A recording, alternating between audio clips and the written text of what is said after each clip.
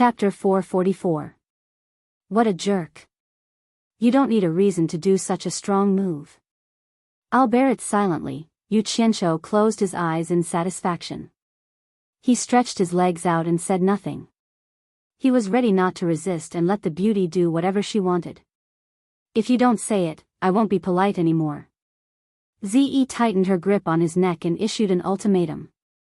Scoundrel. Yu Qianqiu opened his eyes and muttered with great effort. Zi didn't hear it clearly. She thought she might have tightened her grip, so she loosened her grip and asked, "What pill?" "You pervert, if you don't let me go, I'll scream." Yu Qianqiu warned her clearly. Ziyi's pretty face turned frosty, and she immediately pressed down on Yu Qianqiu. She exerted force and snorted coldly, "You actually dare to scold me? We are not outside. I have to give senior by face and help you. I misjudged. Nong Zhu's eyes were wide open and he was sweating. He didn't expect his daughter to be so strong. He immediately shouted to Zi, "What are you doing? Get down, down." Zi looked up and saw her master staring at her from the roof in the middle of the island. It seemed to be the first time her master scolded her in such a loud voice. She stuck out her tongue and quickly slid down to sit next to Yu Qianqiu. However, she still kicked the swindlers but unwillingly. Yu Qianqiu was in pain. He covered his mouth and sat up. He was afraid of disturbing his master, so he didn't dare to cry out loud. However, it didn't stop him from staring at Zi with extreme hatred. Nong Zhu was sweating profusely. He wiped his forehead subconsciously. It seemed that he had been worried that his daughter would be bullied by Yu Qianqiu. Now, it seemed that he didn't know who would be bullied. He really worried too much. Liar. Who told you not to tell? You deserve it. Zi snorted and immediately stared back with her eyes. Fine. You win. I'll give your master some face this time. If there's a next time, I'll shoot you. Yu Qianqiu warned in a serious tone. Shoot me dead? Zi pondered for a moment and immediately thought of the spear that Yu Qianqiu had lent to Dongfang Changgao to challenge. It was indeed very powerful. Pausing for a moment, he said, "Dragon-slaying spear? Don't think that I can't tell. What dragon-slaying spear? It's the same as those two broadswords. It's definitely something that you condensed from black fire to deceive people. Others may be afraid, but I'm not." Regardless of whether she was afraid or not, from her words, it could be seen that this woman had been cooped up in the southern sea purple bamboo forest for too long. She lacked knowledge, but she was not stupid. After knowing what happened to Yu Qianqiu's black flying sword, he immediately thought of where the saber and spear came from. Yu Qianqiu's face was filled with a sinister smile as he said, "The Dragon Slayer spear is nothing. My hidden treasured spear specializes in killing women. I'm warning you, don't provoke me in the future. Otherwise, don't blame me for not giving face to your master. I'll kill you then. How dare you take advantage of my daughter?" Nong Zhu's expression twitched. If she was not afraid of disturbing the person in the room and distracting him. Nong Zhu wanted to kill Yu Qianqiu right now. You still have treasures? Ziyi's eyes lit up, and she immediately became interested. She looked at him from head to toe, and a naive smile appeared on her face. She moved closer to him, and pulled on his sleeve as if she was begging, "Take out your spear and let me see it. Now, take it out." Yu Qianqiu looked around in the beautiful weather. When he saw the innocent pretty face again, he subconsciously shrank to the side as if he had seen a poisonous snake. He hurriedly got rid of his sleeve, cupped one hand in the other before his chest and begged for mercy. "Miss C.E., I was wrong. I was talking nonsense. Please don't take it seriously. You lied to me?"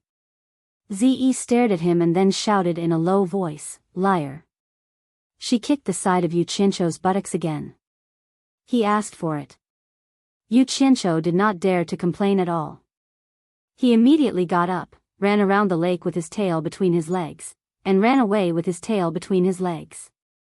Today, he found that although this woman seemed to be an idiot, she was actually his nemesis. She actually wanted him to show his spear in broad daylight. Oh my. There are 2 masters in the Huashan realm on the island. I'm not that shameless. Ze saw that he ran away, but it seemed that she still did not want to let him go. She was about to follow up and kick him again. When she just stood up, she heard Nongju's voice in her ear. Ze, my good disciple, stay here, okay? You will disturb Elder Bai if you continue to make trouble. Hearing that she would disturb Elder Bai, Ze sat down embarrassedly. However, she still stared at Yu Qianqiu, who was running away in a wretched manner, unwillingly. Nongju was really speechless looking at the 2 little enemies who were separated. Now he even suspected that Yu Qianqiu was bullied by Ze in this way during the time he was out.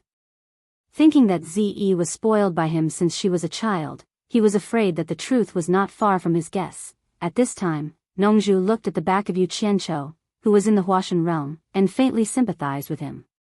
This guy even dared to fight against her, who was in the Huashan realm, in the 9th Netherworld cave, but now he was beaten up by Ze. It was not easy. The victim, Yu Qianqiu, found a place with lush water plants by the lake and quietly laid down. He pulled out a blade of grass and held it in his mouth. He rested his head on his arms and looked at the clear and crystalline surface of the lake thoughtfully. After being messed around by Ze, he couldn't help but think of Furong, who was far away on Fuxian Island. Although this girl was on Fuxian Island and there were many people around, she was like Ze. She had no playmates and grew up alone. The difference between Ze and Ze was that Ze had a father who loved her dearly, so her personality was quite cheerful. That girl's personality was still very closed off. Only when she saw him would she become cheerful and rely on him. I can't leave that girl alone on Fuxian Island any longer. She'll be bored to death if she stays here for too long. It's time to bring her out to broaden her horizons. Just as Yu Qianqiu silently made this decision in his heart, he suddenly heard rustling sounds and could faintly smell the familiar faint fragrance of a virgin. He turned his head and saw Ze sitting over as if nothing had happened. What are you looking at? There's a lot of grass here, it's comfortable to sit. Ze said, a reason that even she couldn't convince herself. In order to cover up the awkwardness, she brutally pulled out the grass in Yu Qianqiu's mouth and then laid down beside him. Unknowingly, the blade of grass was in her mouth again. She didn't know what was going on. When she sat there alone just now, she felt inexplicably uncomfortable. As soon as she got close to Yu Qianqiu and smelled his scent, she felt at ease. Nongju stared blankly at the 2 people lying side by the lake. The expression on his face was unpredictable, sometimes happy and sometimes worried. His daughter's actions caused him to come to a sudden realization. After coming to a realization, he felt a faint sadness. At this moment, there was only one thought in his mind. His daughter had long grown up. The person who should protect her should no longer be him, but her man. The majestic aura in the house suddenly surged rapidly, and it was quite restless. Nongju, who was indulging in flights of fancy, suddenly woke up. He could clearly feel that the unparalleled aura in the house seemed to be about to blow up the whole house. Even with Bai Changchun's cultivation, it was difficult for him to suppress the aura. Could there be an accident? Could it be that there was something wrong with the elixir? Nongju was shocked. His eyes were like a sharp knife, fiercely shooting at Yu Qianqiu, who was lying by the lake. If there was really something wrong with the elixir, Nongju was bound to kill Yu Qianqiu in the next moment. Suddenly, the restless aura inside quickly calmed down, and then quickly converged into the body of the person in the house, turning into an excited, irrepressible roar that shook the sky. Ow! The long roar went straight to the sky, and the floating clouds in the sky began to disperse like cotton. A seemingly tangible sound wave spread far and wide in all directions. The whole Shantian island was faintly shaking, and the vegetation on the island was shaking violently. Nongju was surprised and delighted. He forcibly stabilized the surrounding houses with his great cultivation, otherwise, they would have been shattered by Bai Changchun's roar. He knew that the elixir must have played a miraculous role in prolonging one's life. Otherwise, with Bai Changchun's mentality, he would not be so excited. When Bai Changchun showed his power, how could Yu Qianqiu and Zi still lie down? They had already jumped up and covered their ears with their hands. However, the roar was extremely penetrating, and they could not block it even if they wanted to. The two of them were shaken to the point that their faces turned pale and they were on the verge of collapsing. The lake at the side had long become a pot of porridge, like a pot of boiling water. A large area of water was jumping non-stop, and dead fish were constantly floating on the surface of the lake. In the demon ghost region, the demons and ghosts were terrified. Those who could hear the roar all looked in the direction of Shuntian Island in horror. After a long time, the roar stopped, and the surroundings fell into a deathly silence. The Shuntian Island was in a mess, as if it had been blown by a typhoon. Yu Qianqiu's cultivation was the weakest. At this time, he finally let out a painful groan and fell by the lake. He almost rolled his eyes. Zi also let go of her ears. Her face was pale, and she was gasping for breath.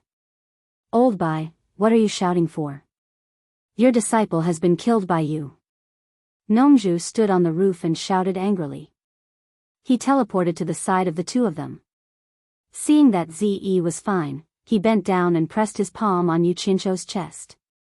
Yu Qianqiu, who had sunk into a semi-conscious state, only felt a clear stream flowing from his chest to his limbs and bones. His chaotic blood and qi were quickly smoothed out, and the buzzing sound in his ears that he couldn't get rid of gradually faded away. He finally breathed out and woke up. His face was still filled with lingering fear. He really wanted to teleport back to Utopia, but he knew that it was not the right time. He could only grit his teeth and endure it. Zi also regained her calmness. Her face was pale, and she sat cross-legged to recuperate. Nongzhu kept cursing, but when she turned around, she realized that the person she was cursing had already appeared behind her. Bai Changchun quietly arrived. Looking at his disciple lying on the ground, a faint smile hung on his usually calm face. His clear cheeks were still faintly red. Nongzhu approached and looked up and down. She asked excitedly, "It's done? How's the effect of the 7 orifices exquisite pill? Does it really have the effect of increasing one's lifespan by 150 years? For people who had reached their level of cultivation, they could be said to know every change in their bodies like the back of their hands. Naturally, they were clear about the changes in the body of the pill. Bai Changchun nodded slightly and said, "This pill indeed has the miraculous effect of seizing the fortune of heaven and earth, and the refining technique of the person who refined this pill can be said to be extraordinary, almost increasing the efficacy of this pill by 30%. If I'm not wrong, this old man can still live for nearly another 200 years. Chapter 445. Tut tut. Nongzhu was amazed and circled around him several times. With more than 2,000 years of experience, Bai Changchun could tell the quality of any elixir in his mouth. There was no doubt that he was right. He is half dead. How can his elixir refining skills reach an extraordinary level? Nongzhu glanced at Yu Qianqiu on the ground and asked incredulously. "You're the one who's half dead."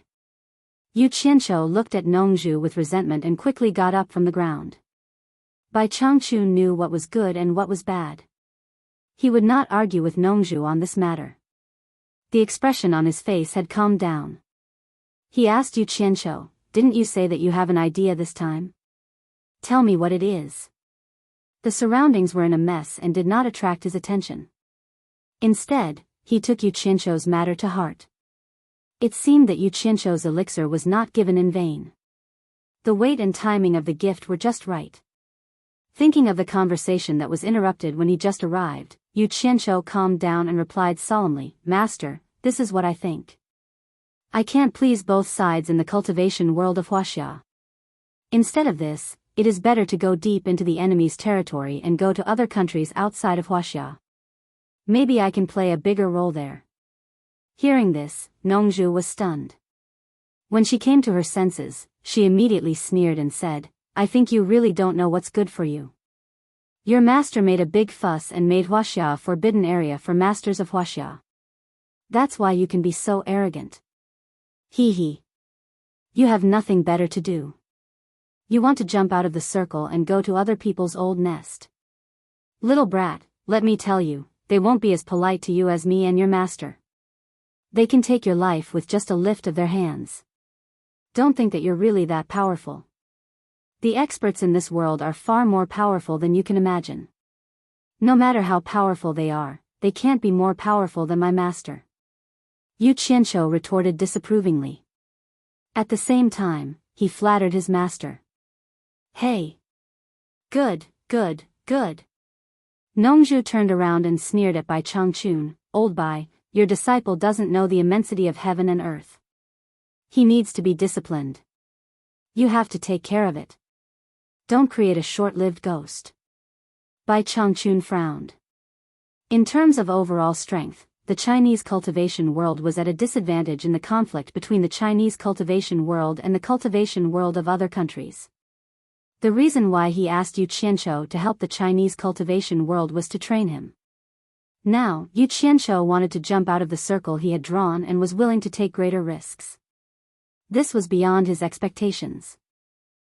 However, it was undeniable that the more arduous and dangerous a place was, the more it could temper a person. After weighing the pros and cons for a long time, Bai Changchun slowly opened his eyes and stared at Yu Qianqiu with his burning eyes.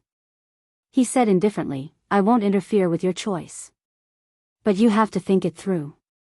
If you leave the circle of Chinese cultivation world, you will be in great danger.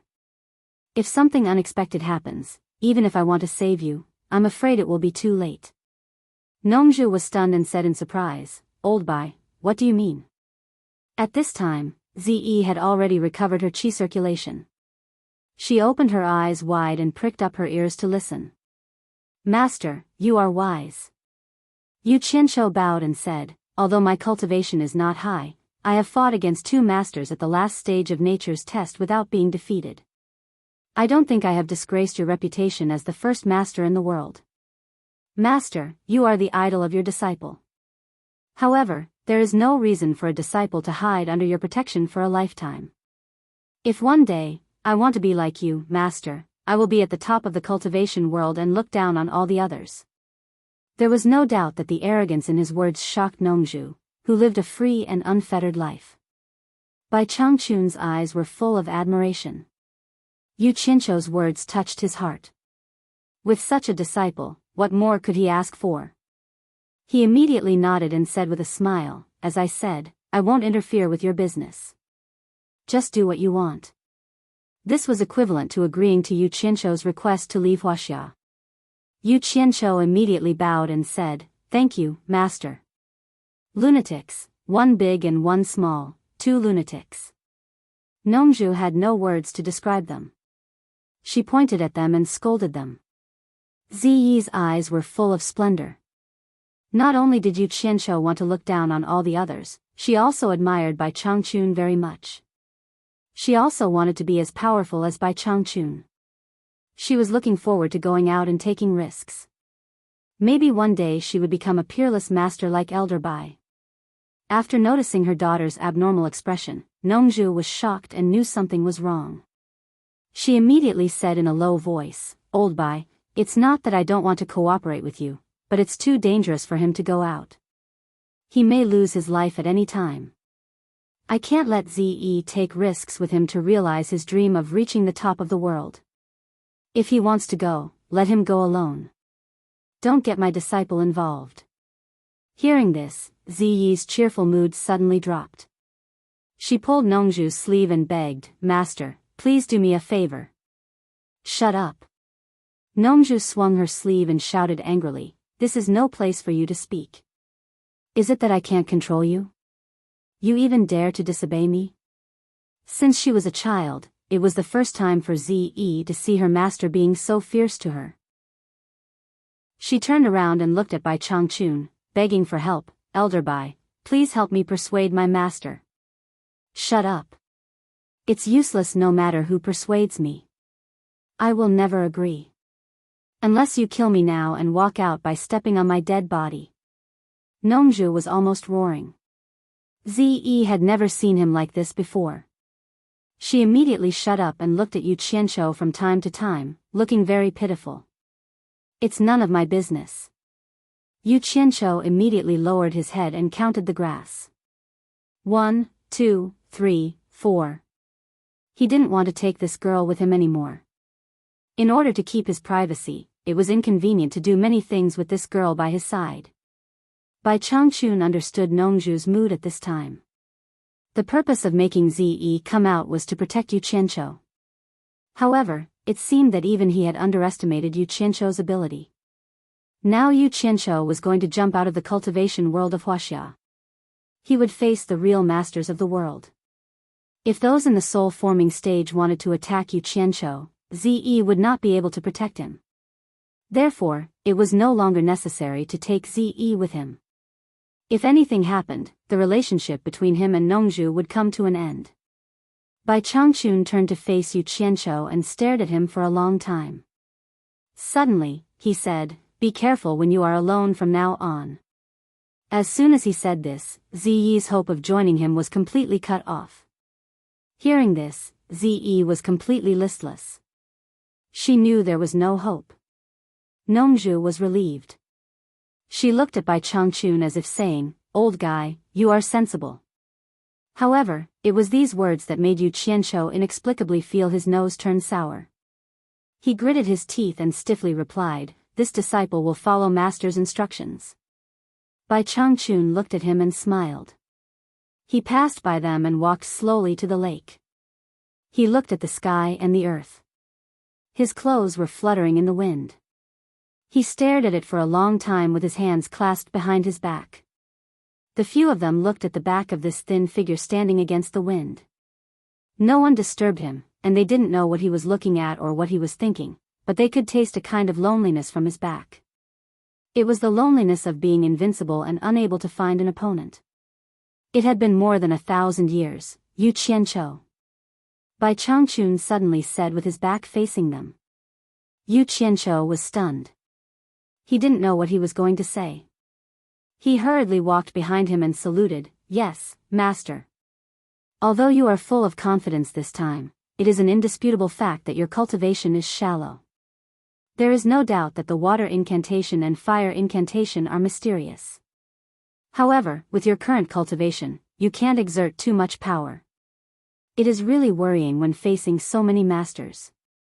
I have been cultivating for many years. I want to sum up a little experience. Maybe it will be helpful to you. Are you willing to learn?"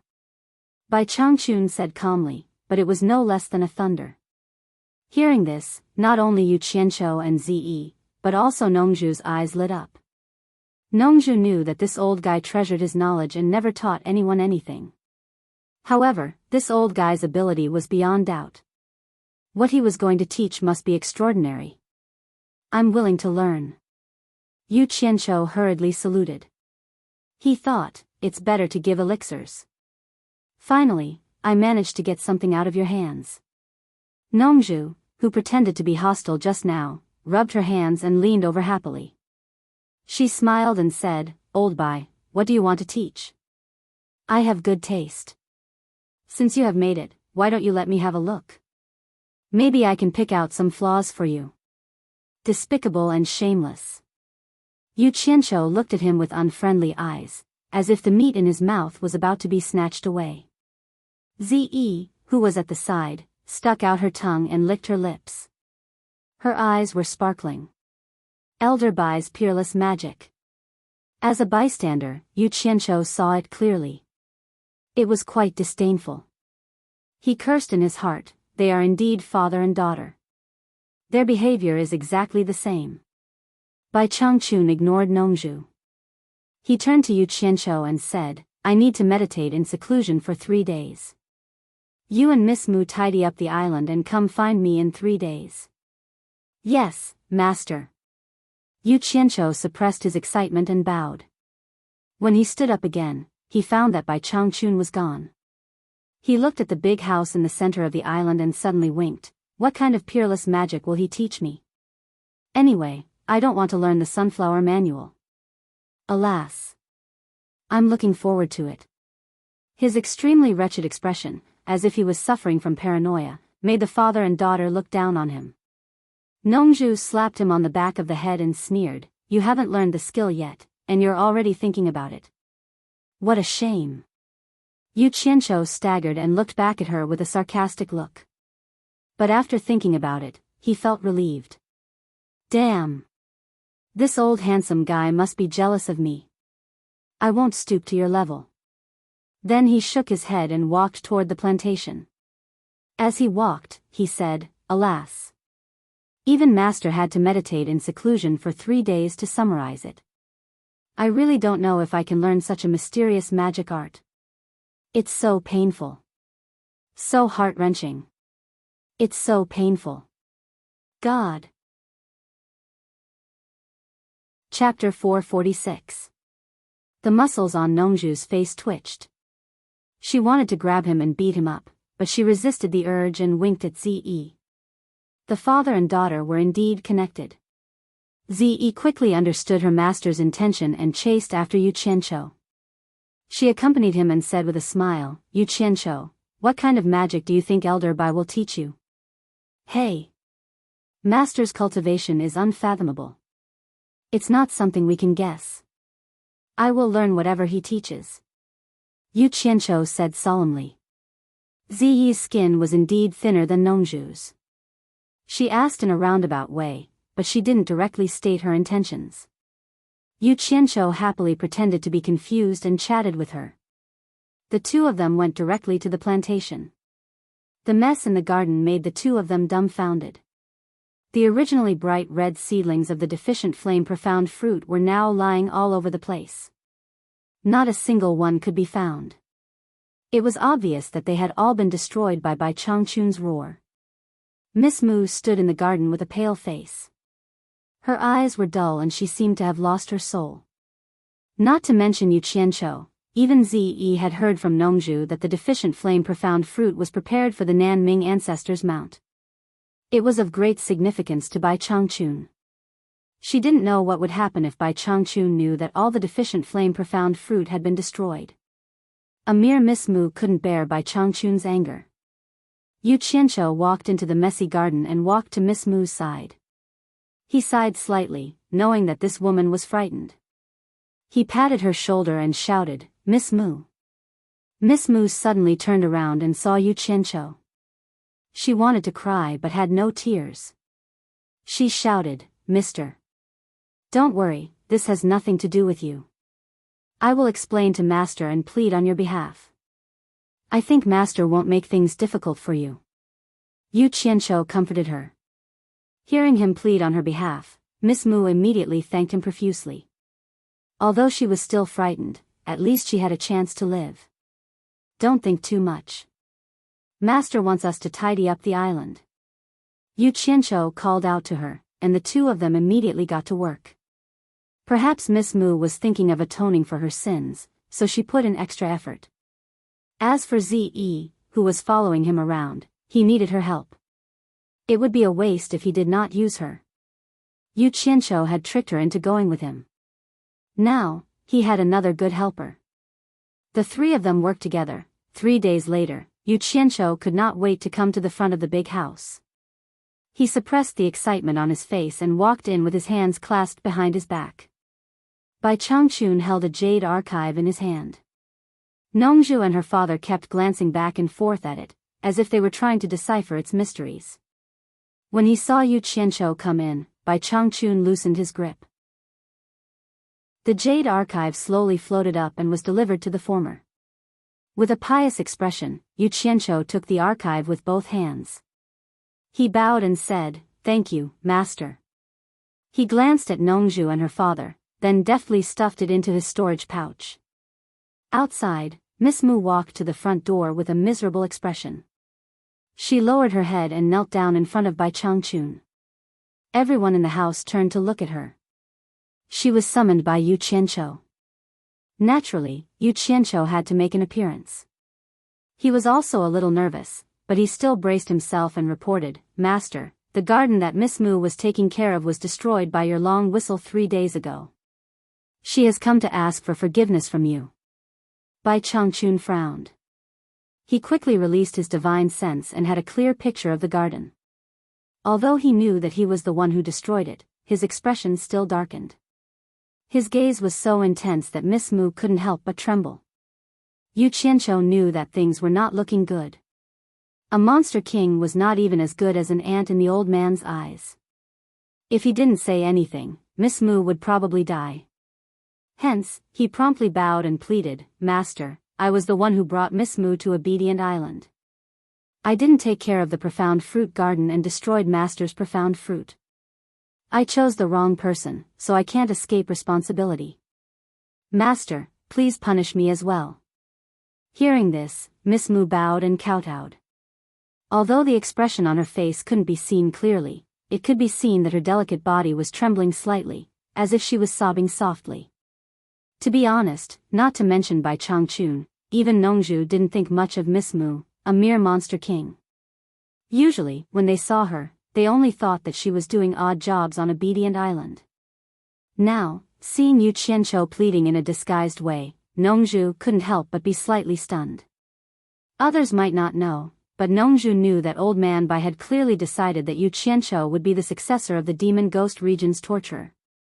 Yu Qianqiu was pleading on behalf of this monster king. Obviously, the relationship between the two was not shallow. Although this monster king was just doing odd jobs now, once Yu Qianqiu became the torturer in the future, this monster king's status in the demon ghost region would definitely rise. Maybe he would be above everyone else. With this thought, Nongzhu couldn't help but look at Miss Mu a few more times. Subconsciously, she had already begun to take her seriously. Bai Changchun's eyes paused on Yu Qianqiu's face for a while, then moved to Miss Mu, who was kneeling on the ground. His face returned to normal, and he said to her, "This is none of your business. You can leave now." Hearing this, Yu Qianqiu was instantly relieved. This meant that Bai Changchun wouldn't pursue the matter further. Miss Mu didn't say anything.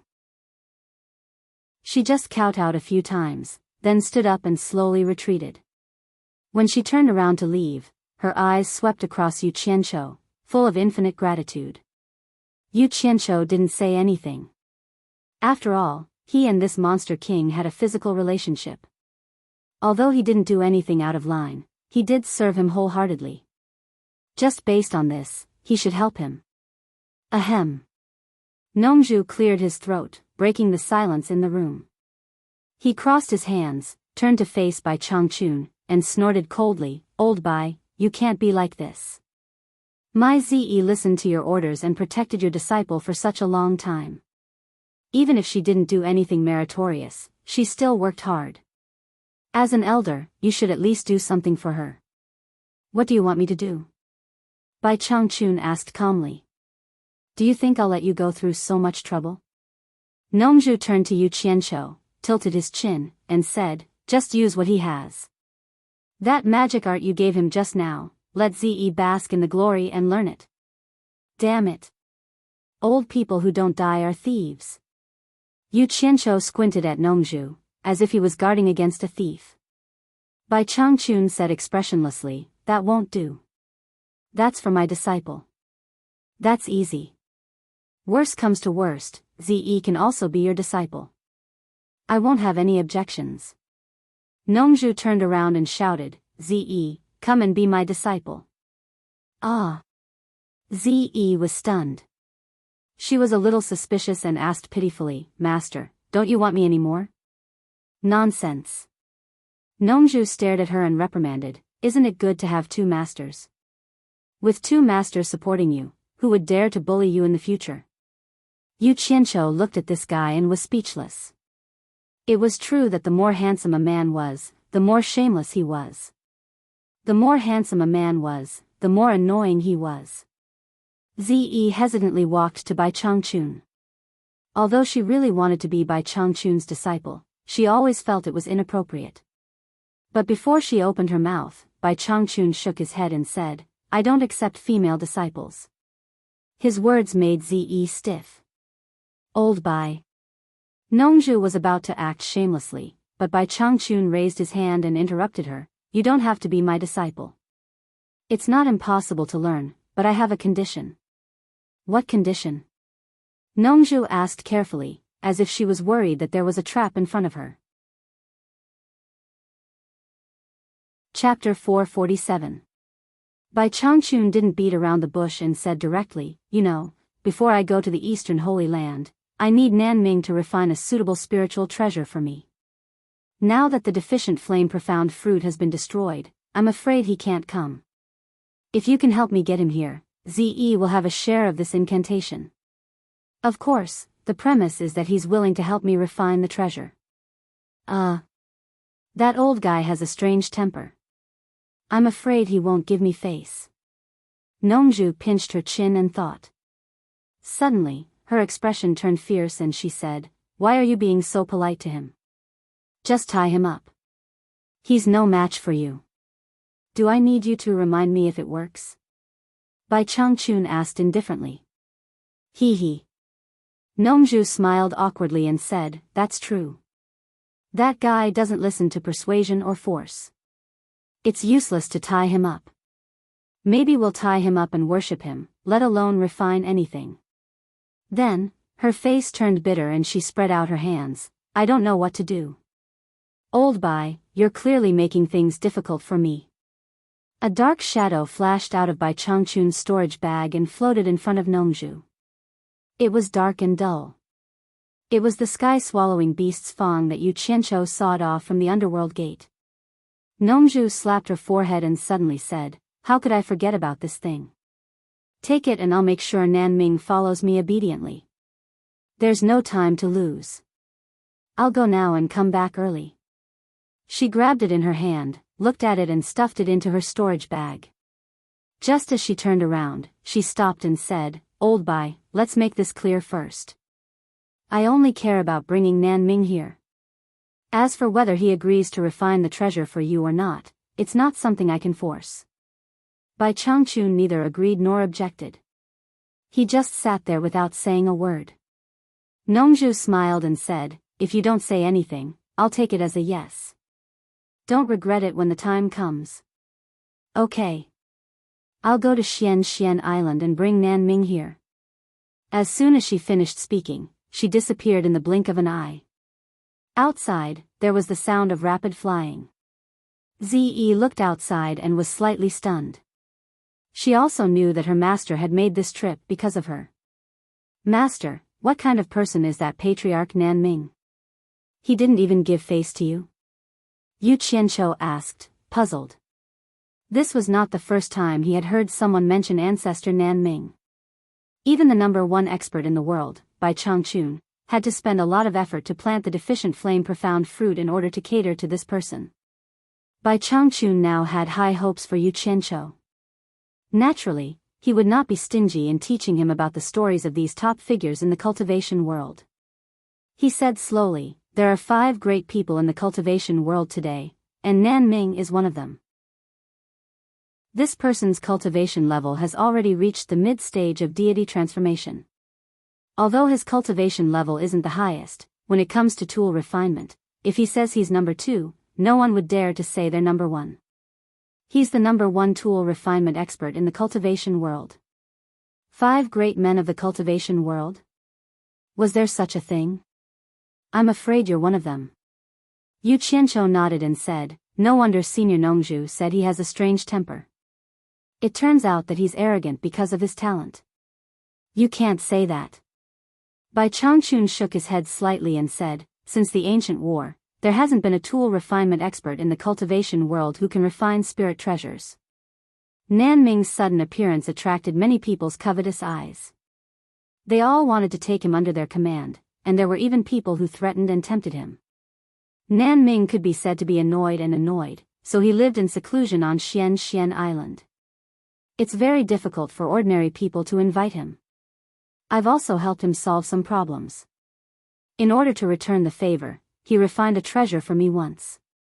Unfortunately, the success rate of refining a high-grade spirit treasure is too low, so he failed.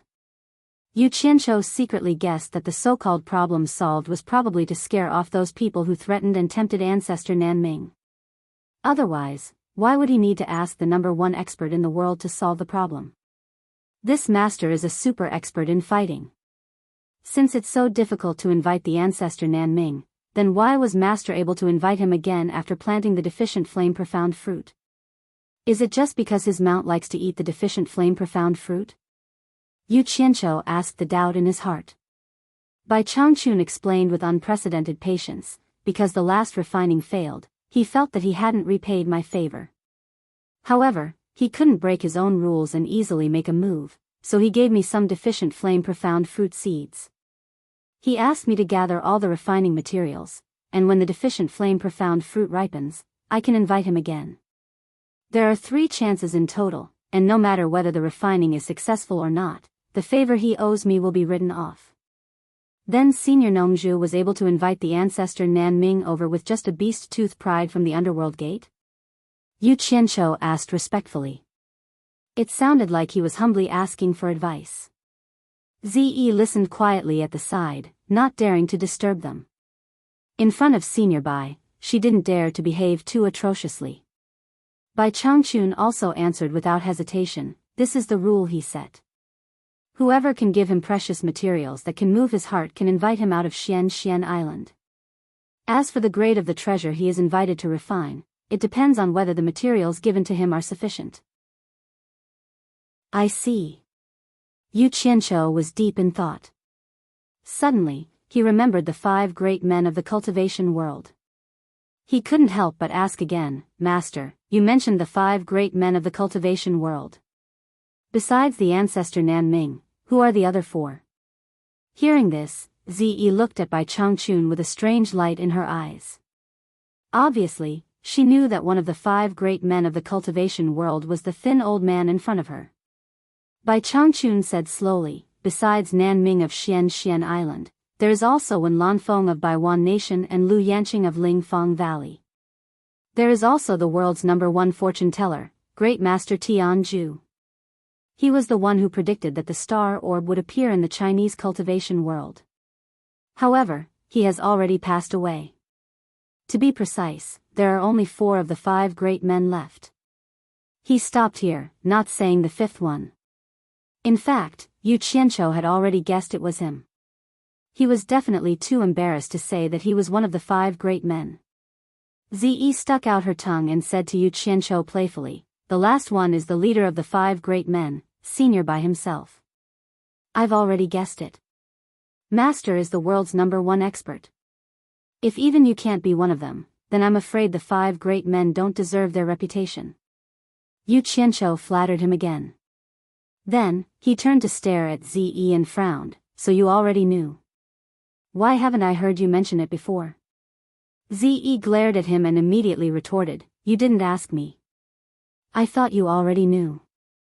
Who knew that you didn't even know about this? Okay, you're knowledgeable. Yu Qianqiu didn't want to argue with her in front of his master, so he asked, then tell me why Wen Lanfeng and Lu Yanqing can be one of the 5 great men in the cultivation world. Zi glanced at Bai Changchun. Seeing that there was nothing strange about him, she immediately said with a hint of boasting, Baiwan Nation's Wen Lanfeng is also a late-stage soul transformation expert, and not just any late-stage soul transformation expert. He is ranked 2nd in the cultivation world after Senior Bai, 2nd only to Senior Bai. He is also one of the 5 great men of the cultivation world because of his extraordinary cultivation. Wen Lanfeng of Baiwan Nation? Yu Qianqiu secretly remembered this person. In the soul formation stage, people who could reach a cultivation level 2nd only to Bai Changchun must be extraordinary. He had to be careful in the future. Speaking of this, Zi suddenly had an expression of admiration on her face. This made Yu Qianqiu very curious. He thought to himself, could there be someone more admired by this girl than Bai Changchun? Zi continued in high spirits, Senior Lu Yanqing of Lingfang Valley is a female senior. Her cultivation has also reached the middle stage of soul formation. She's the best healer in the cultivation world. It's said that as long as someone is still breathing, she can save them. And what? Yu Qianqiu asked suspiciously. He thought to himself, is this girl a fan of Lu Yanqing? Although I haven't seen Senior Lu Yanqing, I heard that she's the most beautiful woman in the world. Countless experts in the cultivation world admire her appearance and pursue her, but none of them can enter her eyes. Even Senior Wen Lanfeng, one of the 5 great men, fought with Senior Bai for her. Ze stuck out her tongue at this point. She looked at Bai Changchun and didn't dare to continue. Yu Qianzhou saw that she wanted to say something but stopped. Coupled with the words she hadn't finished before, he suddenly became suspicious. He thought to himself, could it be that the most beautiful woman in the world is so beautiful that the number 1 and number 2 experts are jealous of each other? So the 2 peerless experts fought over a woman? F***CK. This news is a little too shocking. Yu Qianzhou's eyes flickered as he glanced at his master. He didn't dare to look him in the eye, but he didn't dare to continue asking lest he touched old man Bai's sore spot. However, his heart was full of guesses. It seemed that the most beautiful woman in the world wasn't with old man Bai. Could it be that old man Bai, the number 1 expert in the world, couldn't win against the number 2 expert in the world for the most beautiful woman in the world? What a piece of gossip. When Bai Changchun saw Yu Qianzhou's wretched and lascivious expression, he immediately knew that his disciple was thinking beyond the clouds. He immediately said to Ze, he doesn't know much about this level. Since you've already said it, tell him the whole story. Otherwise, he'll only know a little and make wild guesses. Yes. Ze bowed. Since old man Bai had spoken, she had nothing to worry about. She continued to say to Yu Qianzhou, I heard that Senior Wen Lanfeng is one of the craziest pursuers of Senior Lu Yanqing, but Senior Lu Yanqing doesn't like him. Until one time, Senior Lu was pestered by Senior Wen to the point where she couldn't do anything. She said to Senior Wen that as long as you can defeat the world's number 1 expert, Bai Changchun, I'll become your Taoist companion. Ah! Yu Qianzhou was dumbfounded. It was completely different from his previous guess. It turned out that the world's number 2 expert was a love-struck fool. Needless to say, it must be that Bai Changchun had inexplicably fought with this love-struck fool. Ze secretly glanced at Bai Changchun and stuck out her tongue again. She said, I heard from my master that after Senior Wen heard Senior Lu's words, he immediately sought out old man Bai for a duel. Old man Bai felt it was a little strange at that time. After learning of Senior Wen's intention, he suddenly flew into a rage and attacked mercilessly. As a result, Senior Wen was seriously injured in less than 10 moves. If it wasn't for my master stopping him, I'm afraid Senior Wen wouldn't have been able to keep his life. After that, I heard that Senior Wen never went to find Senior Lu again and has been cultivating in Bai 1 country. Chapter 448. Speaking of this, Bai Changchun still didn't know whether to laugh or cry when he thought about it. At that time, when he heard that Wen Lanfeng's cultivation was profound, he had long wanted to spar with Wen Lanfeng.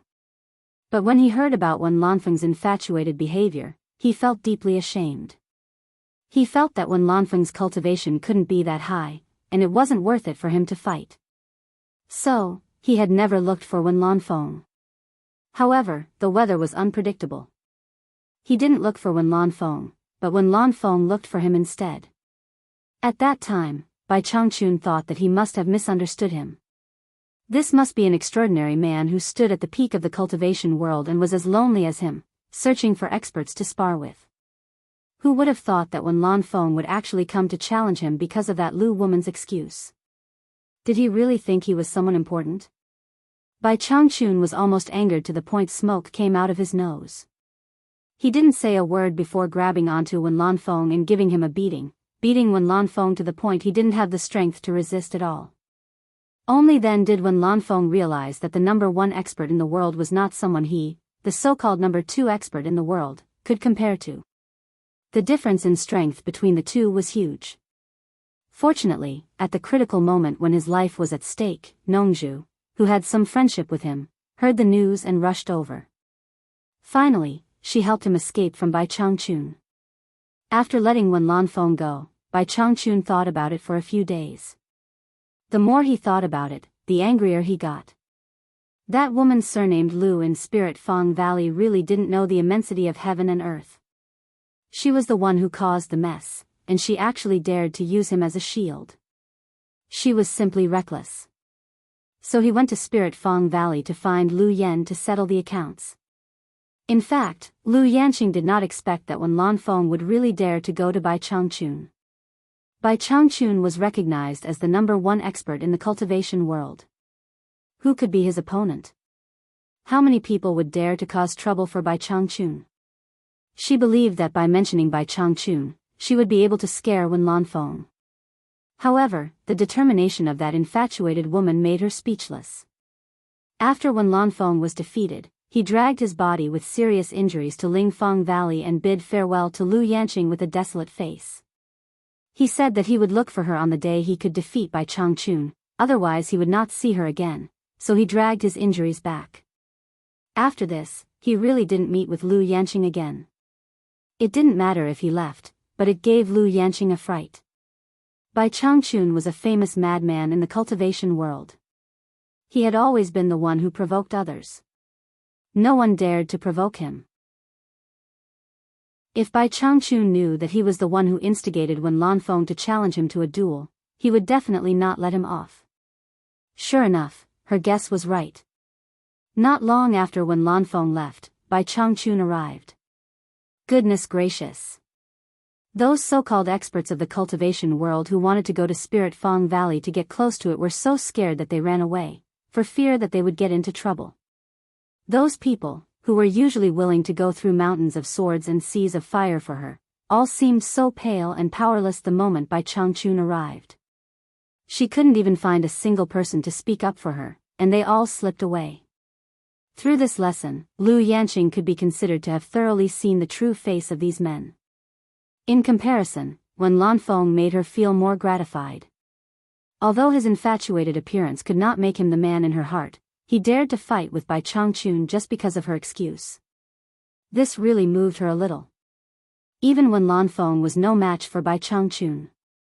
Lu Yanqing knew that she was no match for him, so she simply admitted her mistake and let Bai Changchun deal with her.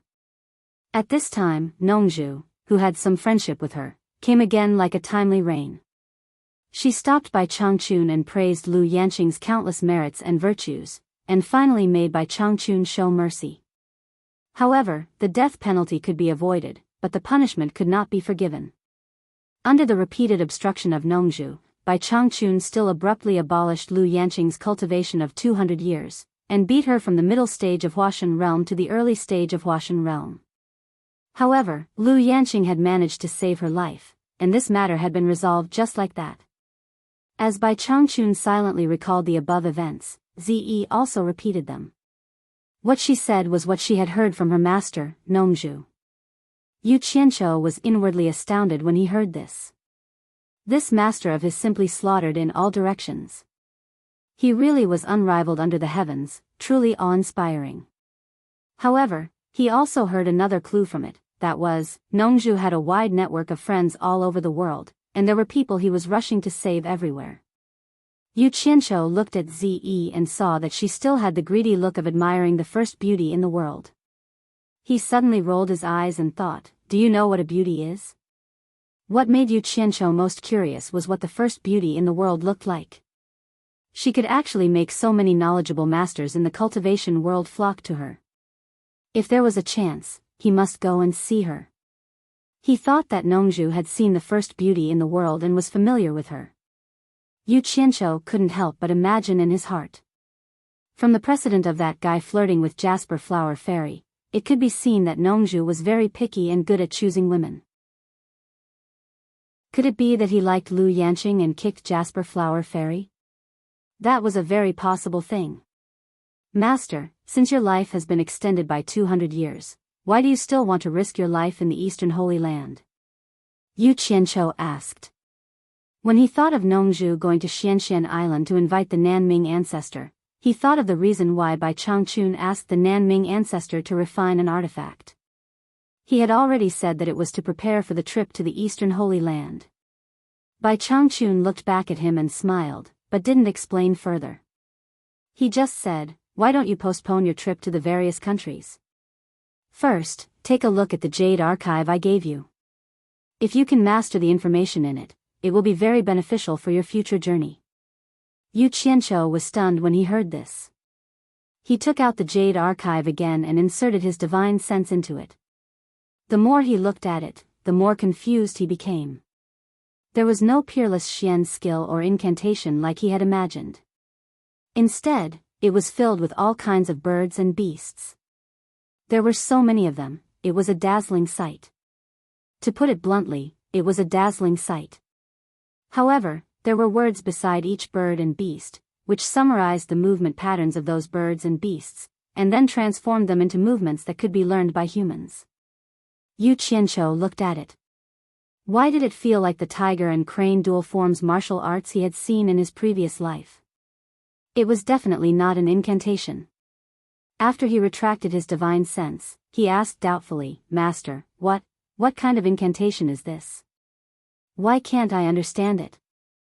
Zi, who was at the side, pouted slightly, as if saying, I'm afraid you're not talented enough. If you can't understand it, you might as well just give it to me. Cultivation is not something that is innate. It is something that is accumulated through cultivation. Your cultivation is shallow, so it is impossible for me to help you reach the heavens in a single step. However, when facing an enemy, the level of one's cultivation is important, but it is definitely not the only key to victory or defeat. Treasures, the mysteriousness of incantations, and the ability to adapt to the enemy are also indispensable. You won't deny this, will you? Bai Changchun asked.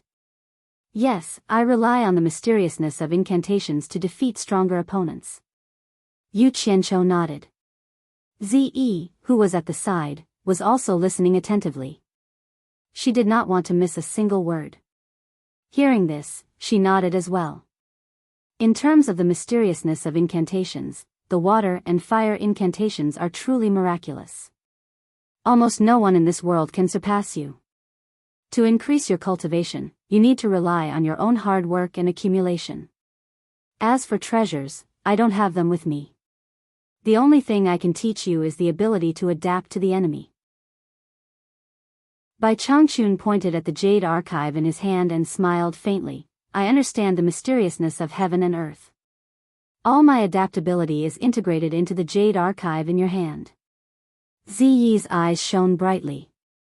She stared at the jade archive in Yu Qianqiu's hand. She almost wanted to snatch it.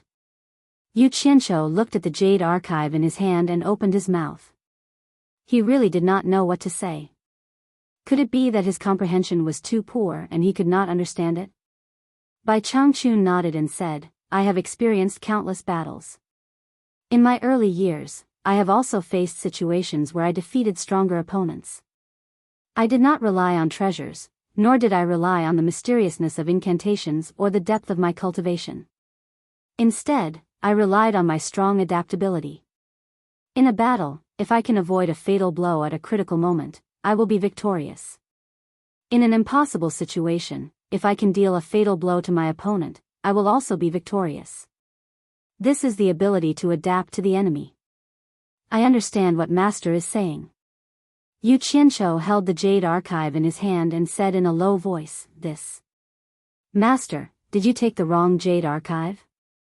These are all about birds and beasts, that's right. Bai Changchun raised his hand slightly and interrupted him. In this world, the adaptability of birds and beasts is the best adaptability of natural selection. For example, the timing of the attack of a goshawk hunting a rabbit requires extraordinary acuity. This is not something an ordinary person can achieve. If you can familiarize yourself with everything recorded in this jade archive, you will naturally discover the beauty of it when the time comes. I have spent hundreds of years perfecting this with my blood and sweat. Hearing this, Zi seemed to be deep in thought. Although Yu Qianqiu understood what he meant, he still felt that it was a little out of place and that it was inappropriate for him to say anything more. Seeing that he was still confused, Bai Changchun reminded him, once you have familiarized yourself with it, when you face an enemy, you will realize that no matter how powerful an expert is, with your acute senses, they will still be full of flaws in your eyes. Regardless of whether you can win or not, whether you can attack, defend, or evade, you will already have a 70% confidence in your heart. You must know that in critical moments, the slightest difference can lead to a huge error. It is often the moment of victory and defeat, the moment of life and death. To be able to predict the enemy's moves, is this not enough for you to use for the rest of your life? Damn! You should have said so earlier. You talked about eagles and rabbits. I thought you had drawn an animal world to teach me to love wild animals. Yu Qianqiu looked as if he had suddenly realized something. But to say that he had truly understood everything was not necessarily true. But he remembered that as long as he was familiar with it, he would be able to predict the enemy's moves. That would be amazing. At critical moments, it would be of great use. Thank you, Master, for fulfilling my wish. Yu Qianqiu bowed respectfully with a face full of joy. He stood up and asked, "May I know the name of this technique that Master has imparted to me?" Bai Changchun paused for a moment. After thinking for a while, he said, "It can't really be considered a technique. This is the first time I've come up with it, and it doesn't have a name yet. Since it comes from birds and beasts, let's call it animal play." Chapter 449. Animal Tricks? Yu Qianqiu was taken aback. He immediately thought of the words animal tricks, but felt that it had tarnished his future student. Hence, he quickly thought of the 5 animal tricks he had heard of in his previous life. It seemed that the fellow named Hua Tua had also created these tricks based on animals. He immediately felt more at ease. This disciple shall diligently comprehend them. Yu Qianqiu immediately bowed and retreated. When he found out that the world of animals in this jade archive would be of great benefit to him, he made up his mind to learn them, and he would learn them with all his might. He didn't have many good points, but he was able to endure hardships and was ruthless to himself. He comforted himself by saying that this was called making up for one's lack of talent with diligence. Once he left, Zi couldn't stay still any longer. She dawdled to Bai Changchun's side and stammered, "Senior Bai, my master has already gone to invite the Southern Ming ancestor for you. Can Zi learn the animal tricks you taught Yu Qianqiu?" Towards the end, she seemed to feel a little embarrassed, and her voice was so soft that it was almost inaudible. Fortunately, Bai Changchun's cultivation level was high, and his hearing was good as well. He nodded at her. Zi was so happy that she almost jumped up. She quickly bowed and said, "Zi thanks Senior Bai for his help. Zi will take her leave now." After she finished speaking, she slipped away and went to look for Yu Qianqiu. Bai Changchun smiled, then went to his usual seat and sat down cross-legged. Actually, when Nongzhu suggested letting Zi learn, he had never thought of rejecting her due to their relationship. Otherwise, with the things that Yu Qianqiu had obtained from the gate of the underworld, it wouldn't be difficult for him to invite the Southern Ming ancestor. Hence, he wasn't trying to make things difficult for Nongzhu. It was just that his cultivation level was passable, and his speed was fast, so he asked him to run errands. Once Zi left, she quickly looked around. It had only been a short while, but Yu Qianqiu was nowhere to be seen. How dare he try to hog all the good stuff for himself? How infuriating. He couldn't possibly have escaped from Shuntian Island, could he? Thus, he quickly rose into the sky and circled around in all directions, but he did not see anyone. Given that fellow's cultivation, even if he were to fly away in such a short period of time, it would be impossible for him to escape his line of sight. He immediately deduced that Yu Qianqiu must be hiding somewhere on the island, so he launched a carpet search. Yu Qianqiu had long known that this little girl would not let him go. For the sake of freedom, he hid in the bird's nest that he had built in the past. He held the jade archive in his hands and studied it in detail. Once he had a rough idea of what was going on, he would begin to practice madly. Helplessness Island was only so big, so Zi quickly locked onto the bird's nest. With a flash, she leaped into the nest to take a look. Sure enough, this fellow was hiding here, hugging the jade archive and enjoying it all by himself. "What are you doing here?" Yu Qianqiu cautiously put away the jade archive.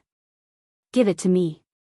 Zi reached out her hand and demanded without hesitation. "Take what?" Yu Qianqiu pretended not to know. Ze glared at him and said, "Hurry up and hand over Elder Bai's animal tricks. Elder Bai has already agreed to let me learn it." Yu Qianqiu was stunned. Since she dared to say such words on Obedient Island, his master must have really agreed to it. However, he had yet to learn it. If he gave it to her first, when would it be his turn? He immediately rejected her. "Nonsense. Wait until your master brings the Nan Ming ancestor here. Are you going to give it to me or not?" Ze gritted her teeth, as if she was about to snatch it from him. Yu Qianqiu's expression darkened. "Don't get it wrong. This is Obedient Island, not your purple bamboo forest in the southern seas. It's not your place to be unreasonable. If you dare to cause trouble, my master will kick you out of Obedient Island." His words were a little threatening, but to Ze, it was quite effective. "You," Ze said angrily, "then come with me to reason with Elder Bai."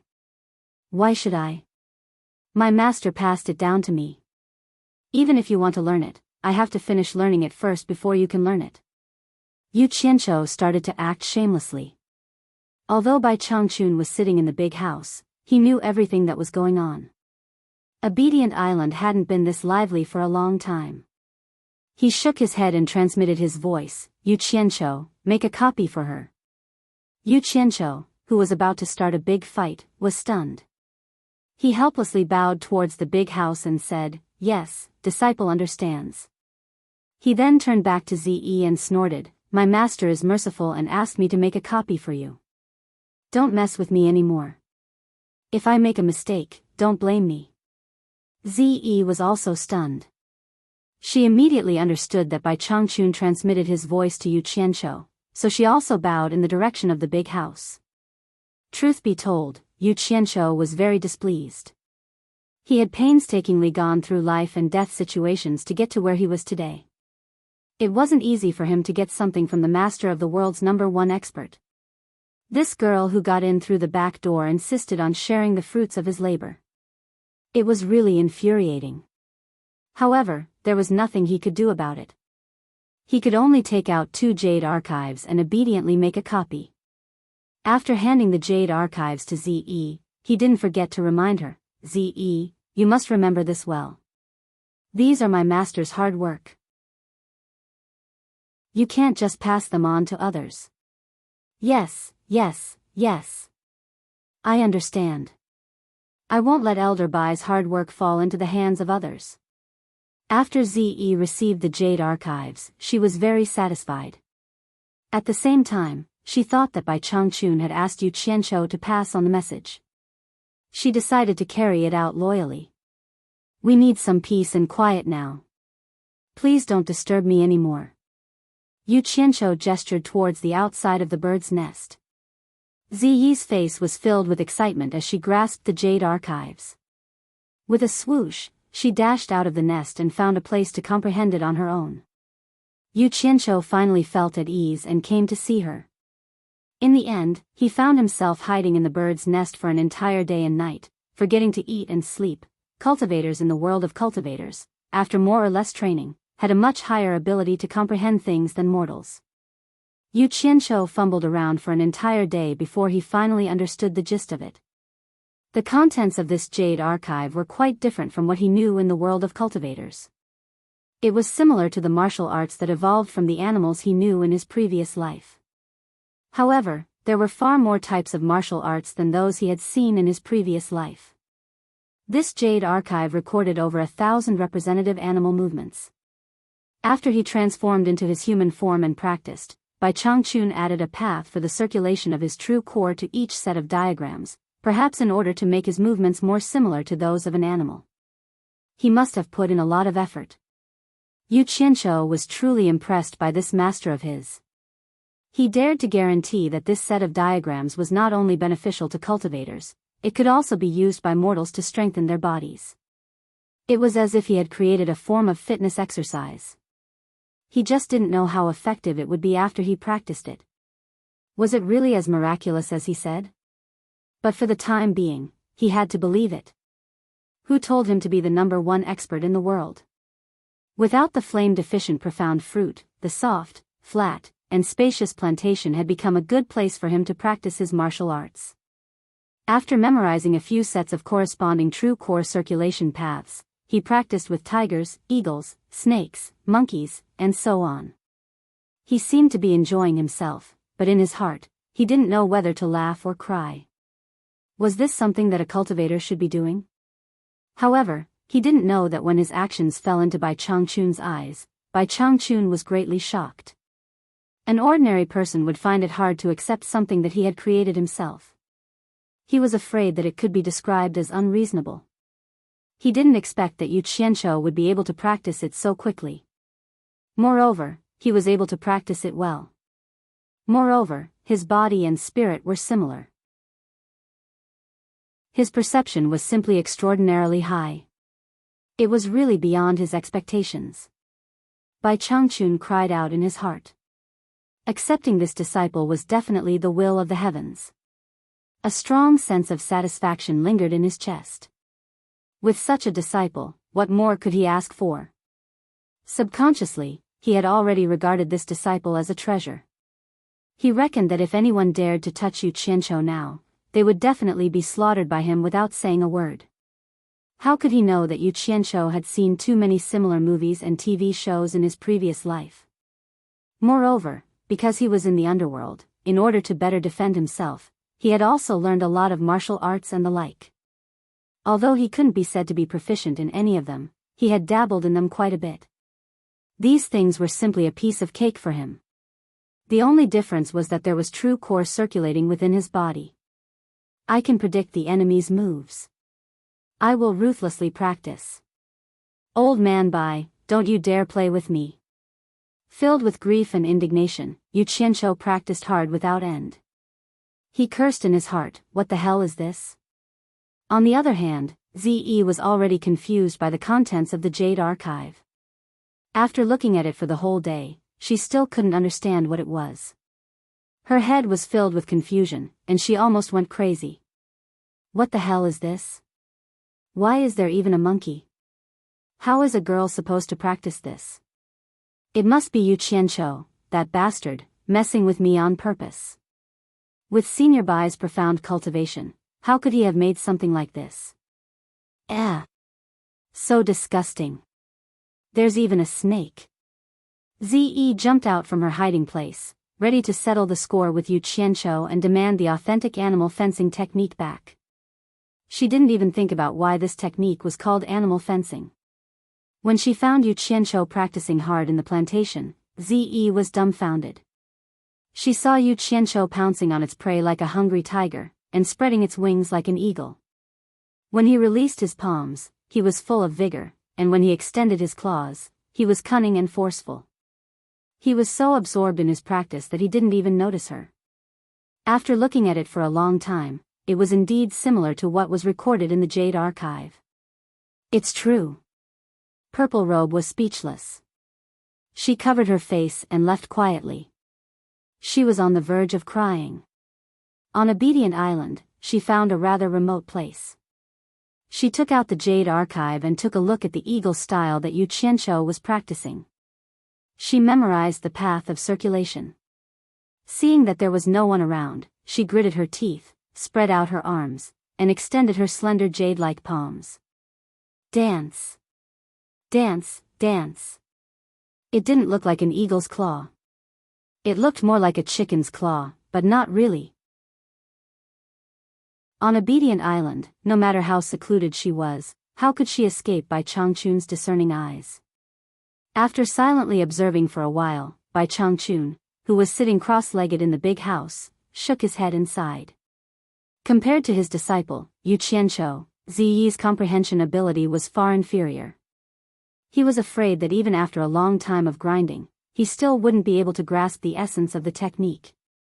The more Ziyi practiced, the more uncomfortable she felt. She felt as though she was about to collapse. She thought, why isn't it like what Yu Qianqiu is practicing, where he has both body and spirit? Could it be that Senior Bai is teaching him in secret? That must be it. Otherwise, why would I be inferior to him when everyone is practicing at the same time? This won't do. I must look for Yu Qianqiu to practice with me. If there's anything I don't understand, I'll pester him to teach me. Chapter 450. Xian Island was also in the East Sea, but it was very far away. It was located in the middle of the vast sea. Although it was isolated, its name was well known to some people because the owner of the island was one of the 4 great men of the cultivation world, Nanming ancestor. His craftsmanship was extraordinary, and he was the one and only craftsman in the cultivation world. Countless experts in the cultivation world had bent down to beg him for a treasure refined by him. Even the number 1 expert in the world, Bai Changchun, was no exception. Between the blue sea and the blue sky, there was a vast continent that was shrouded in white fog all year round. Even the wind could not blow it away. Speaking of the name of this continent, it was more famous in the cultivation world than Xian Island. The cultivation world called it the Holy East Land.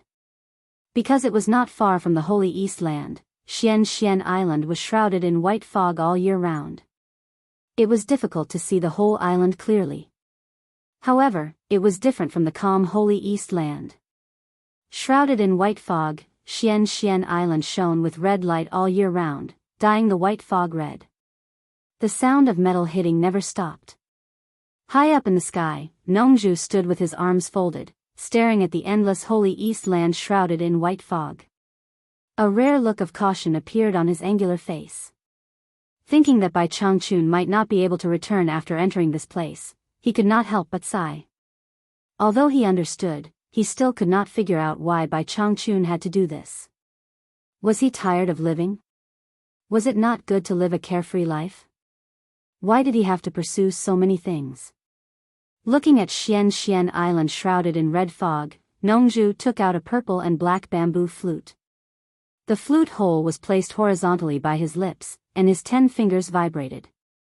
In an instant, the melodious sound of the flute drifted from the blue sky to the vast sea. Not long after, from the red fog below, a deafening roar of a dragon suddenly came. A red light pierced through the red fog and shot toward Nongzhu at an extremely fast speed. Nongzhu put away his flute with a smile. As the red light approached, he saw that it was a huge red flying dragon with a wingspan of nearly 20 meters and a body length of nearly 20 meters. The man and the dragon stopped in the air and stared at each other. The wyvern had a ferocious appearance and a huge body. Sharp claws were spread out under its 2 strong thighs, and its long tail was swaying gently. A pair of fleshy wings were flapping in the wind, and its whole body was hairless and bright red. It stared at Nongzhu fiercely with bright eyes and flew higher than Nongzhu. As it breathed, it spat out provocative flames from time to time. Looking at the man and the dragon, it seemed that this was not the first time they had met. The relationship between the 2 of them did not seem to be very good. This was the mount of Nanming ancestor, the fire dragon. If Yu Qianqiu saw it, he would definitely be very surprised. This was exactly the same as the dragons in the Western legends in his previous life. Roar! The flying dragon suddenly roared at Nongzhu. It then spat out a ball of fierce fire towards Nongzhu. Little bastard, you're so vengeful. You're asking for a beating. Nongzhu shouted.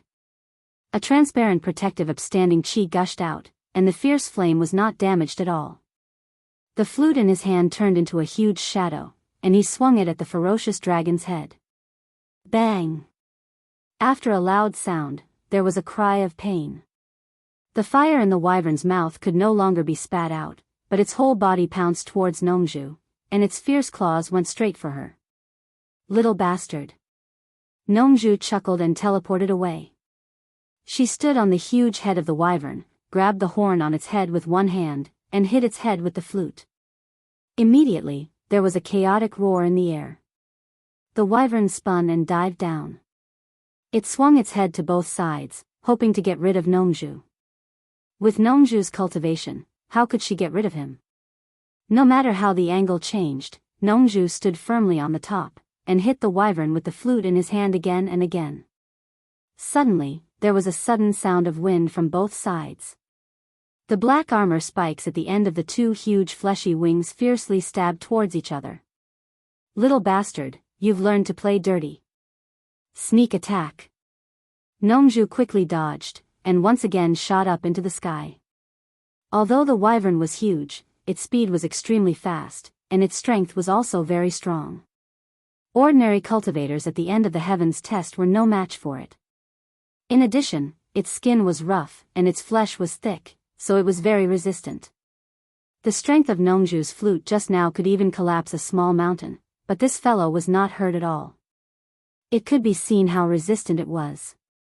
However, it was not that Nongju could not deal with it, and it was not difficult to kill it. The key was that if he killed the Mount of Elder Nanming, the old man would definitely fight him to the death. Therefore, he could only teach it a lesson, not kill it. Who bullied my mount? A loud shout came from Xian Island, shaking the sky. Hearing this, the wyvern immediately became spirited, and quickly chased up into the sky, as if it would not stop until it was dead. In the sky, Nongju shouted coldly, "Old man Nanming, don't give me that. Don't tell me you don't know who I am. If you don't ask your little bastard to stop, I guarantee that your Xian Island will have more meat than you can eat for a month." Immediately, a depressed shout came from below, "Hong Hong, come back." Hearing this, the wyvern roared at Nongju to express its unwillingness, and quickly turned around and rushed back into the red mist. Nongju waved her hand in greeting. The voice came again, "Nongju, what are you doing here?" "Of course I'm looking for you." Nongju smiled and flew down. The person below seemed to remember something unpleasant, and immediately shouted angrily, "Get lost. I don't welcome you here. Hey! Do you think I want to come to this place where even birds don't shit? I was forced to come here under Bai Changchun's orders. Bai Changchun asked you to come find me?" After the person below asked, there was no more sound. Nongju passed through the red mist and landed on the island. The entire Xian Island was not small, and it was located like a cone. Although it was called an island, it was actually no different from a mountain. The upper half was bare, and there were almost no weeds. There were many holes dug by people. However, the lower half was densely wooded, and it looked verdant. Nongju looked around, and suddenly laughed, "Nanming old man, long time no see." She walked towards an old man not far away, wearing only a pair of red underpants. The old man was barefooted, and his face was old, but he had a body full of strong muscles, and his skin was bronze. His face was full of beard, and every strand of hair stood straight, like a hedgehog. The most spectacular thing was that his hair, beard, and eyebrows were all scarlet red, and his underpants were also red. He really looked like a strange person. The red wyvern was sitting obediently behind him. "It doesn't matter if we never meet again." Nanming Patriarch snorted. "Hey! Old man, you're so stingy. Didn't I just eat some of your food? But then again, the seed of your fiery rock vajra tasted really good. It was really a delicacy in the world, and it left an endless aftertaste. Besides, I wasn't the only one who ate it." As Nongju spoke, she licked her lips and looked around, as if she was looking for that fiery rock vajra. When he heard this, Nanming Patriarch's eyes widened, and he suddenly turned around to glare at the wyvern behind him. Although the wyvern was huge, it looked like a child who had done something wrong, and it hung its head down resentfully. "If you have anything to say, just say it. I don't have the patience to chat with you." Nanming Patriarch roared. At this moment, a young man and woman walked out of the cave on the island. The woman held a robe in her hands, and the man held a pair of hemp shoes. They helped Nanming Patriarch put them on. TSK. Nanming old man, I heard that you took in 2 more disciples. Are they these 2? Nongju looked at the man and woman, and realized that they were quite handsome, much better looking than Nanming Patriarch. She couldn't help but smile, and said, "I'm Nongju from the South Sea's Purple Bamboo Forest. You 2 juniors can come to my place to play when you're free. My place is much prettier than your Xian Island." When the woman saw such a handsome and elegant person like Nongju staring at her, she couldn't help but blush. She looked away shyly, and when she suddenly heard that this person introduced himself as Nongju, she was immediately stunned. She exchanged a glance with the man and immediately stood behind Nan Ming ancestor without looking sideways, ignoring Nongzhu. The two of them had heard from their senior brothers and sisters that this person was one of the people their master hated the most. It was said that the fiery rock Vajra on the island was laying eggs, and coincidentally, Nongzhu came. When their master wasn't paying attention, this person colluded with the fire dragon to steal and eat the eggs, almost causing the fiery rock Vajra on the island to go extinct. After that, he ran away, and the fire dragon was severely punished by their master. I say, Nanming old man, why is your disciple as rude as you? He didn't even greet his senior, Nongzhu said unhappily. Stop talking nonsense. Is it because the flame-deficient profound fruit on Obedient Island has matured, and Bai Changchun sent you to find me? Nanming Patriarch asked as he tidied up his clothes. It seemed that he was ready to go to Obedient Island at any time. Nongzhu heard this and immediately laughed. Don't mention the flame-deficient profound fruit. Old Bai was too excited and let out a long roar. As a result, the entire Obedient Island was in a mess, and all the flame-deficient profound fruits were destroyed. Bai Changchun was too excited? Nanming Patriarch was stunned. He couldn't understand. For someone like Bai Changchun, his state of mind was as calm as ancient water. It would be difficult for anything to stimulate him. Hee. It's all because of that precious disciple of his. One old and one young, two madmen together, they are a perfect match. Nongzhu said with a wink. Her expression seemed to be telling Nanming Patriarch that he should go and take a look. Is it that person called Healy? Nanming Patriarch was filled with anger just now, but now that Nongzhu's curiosity was aroused, he couldn't help but ask again. Healy? You still remember him? Nongzhu paused and shook her head. That guy was too cautious. How could he be qualified to be Old Bai's precious disciple? He was already killed by Old Bai's current disciple. Old Bai's current disciple is incredible. He's a complete troublemaker, but Old Bai still treats him like a treasure. Bai Changchun took in a disciple? Nanming Patriarch was also a little surprised. He then realized that the conversation had gone off topic. He frowned and said, since the flame-deficient profound fruit has been destroyed, why did he still ask you to find me? My rules can't be broken, or there will be endless trouble. You should go back and ask him to plant the flame-deficient profound fruit again. I won't see you out. He directly asked the guest to leave. Chapter 451. Nongzhu immediately rolled her eyes and said, Nanming old man, we are friends. You don't have to be so ruthless after eating something from you. Friends? Nanming ancestor snorted, have you ever seen a friend who steals from a friend? Nongzhu looked at the two disciples behind him and opened her mouth, speechless. She awkwardly took out the sky-swallowing beast's fang and waved it in her hand. I know your stupid rules. You should also know Old Bai's character. He won't make things difficult for you. What do you think of this? Xian Island was a volcanic island, so the temperature where everyone stood was quite high. However, once the black fang was taken out, the surrounding temperature suddenly dropped a few degrees, and an inexplicable eerie feeling rose from Nongzhu's hand.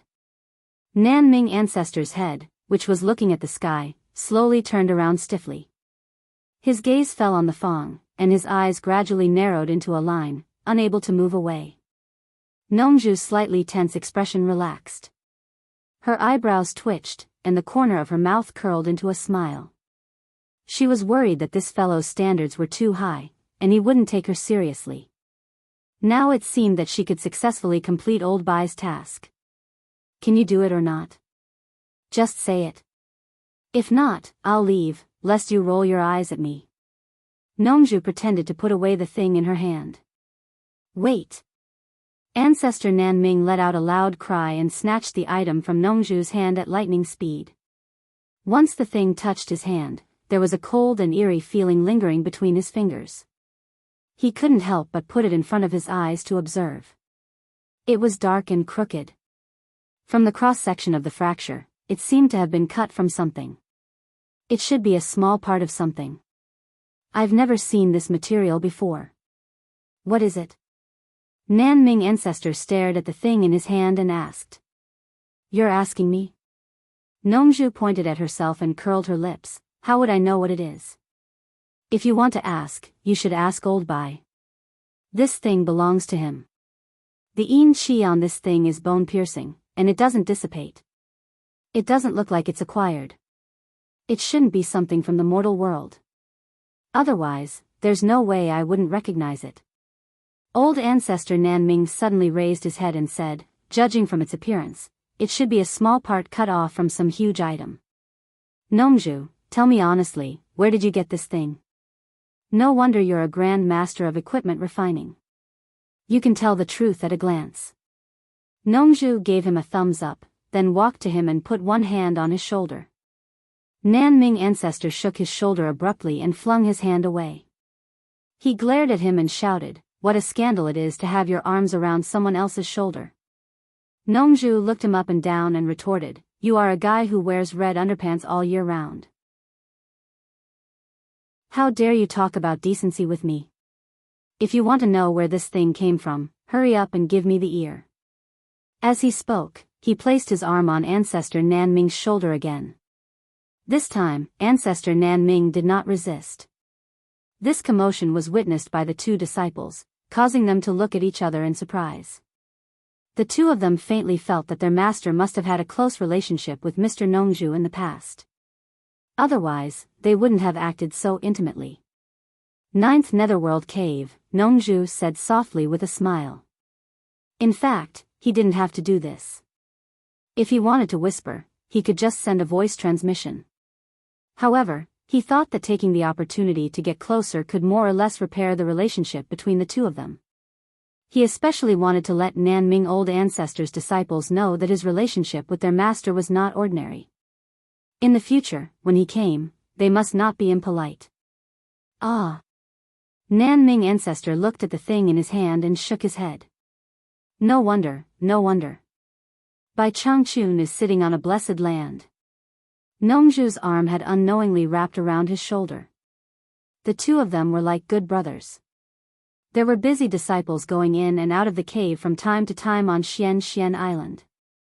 Obviously, there were also old people who knew Nongzhu. After seeing this scene, they were all shocked. It turned out that the relationship between their master and Nongzhu was still very close. This is nothing. Let me tell you something even more shocking. Nongzhu touched Nan Ming ancestor's bearded old face and pulled his head to her mouth. She whispered into his ear again, you guessed it right.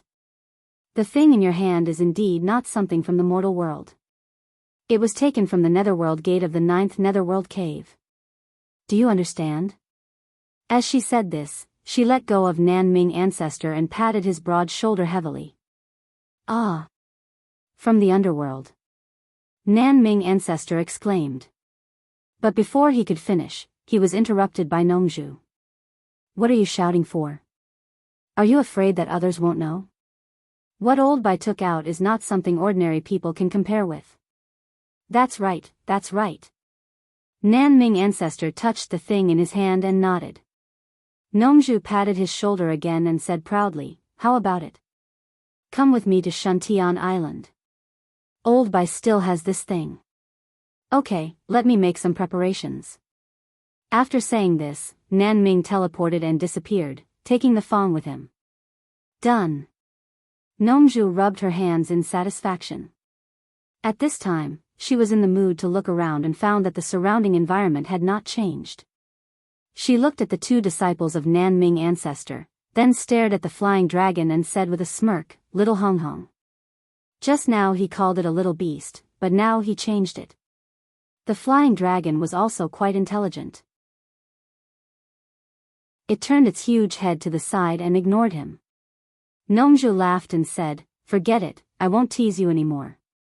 Go find your master. She teleported and disappeared.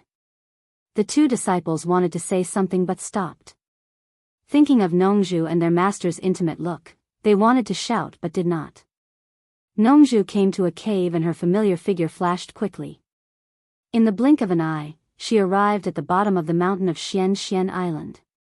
A grand scene of steaming hot air appeared in front of her.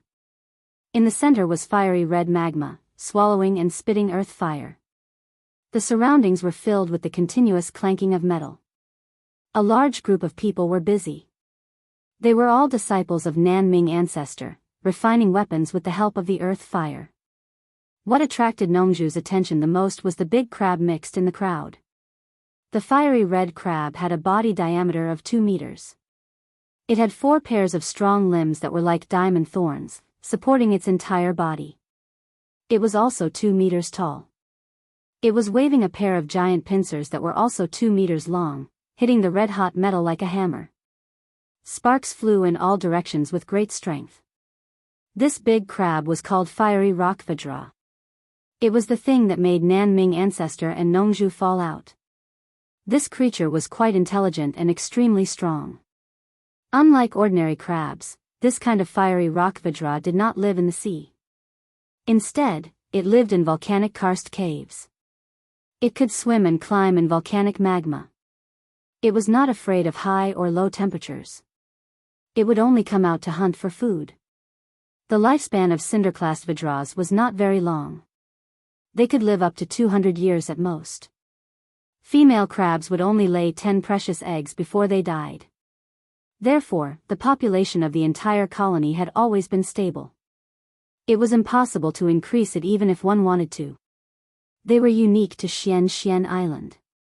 Originally, there were about 500 of them. After Nanming ancestor discovered them, he tamed them for his own use. The main purpose was to make them use their incomparable strength to forge artifacts. Forging artifacts was a hard job. After all, places like Bai Changchun's demon ghost region with green fire couldn't be everywhere. The extraordinary power of the green fire could melt metal quickly. Then, it could be molded and forged at will with a high cultivation base. However, ordinary earth fire did not have that kind of power. Naturally, it had to be forged. Thus, fiery rock vajra came in handy. It saved time and effort when used with people. However, these treasures in Nanming ancestors' eyes were almost annihilated when they encountered Nongju. The story began when Nanming ancestor was entangled by cultivators from various countries. At that time, he happened to meet Nongju. Nongju was warm-hearted. In order to help her friend, she invited the world's #1 expert, Bai Changchun, to solve the problem for him. Thus, Nongju became Nanming ancestor's good friend and often came to Xian Island to play. At that time, Nongju was the only person in the cultivation world who could enter and leave Xian Island at will. 60 years ago, a batch of fiery rock vajra had just started laying eggs. The eggs were the size of a fist. They were red and shiny and looked very beautiful. There were only about 100 of them. Nanming ancestor regarded them as a treasure and sent his mount, a flying dragon, to watch over the incubation. Coincidentally, Nongju came again. Nanming ancestor spoke out of turn and said that before he subdued fiery rock vajra, he had eaten an egg.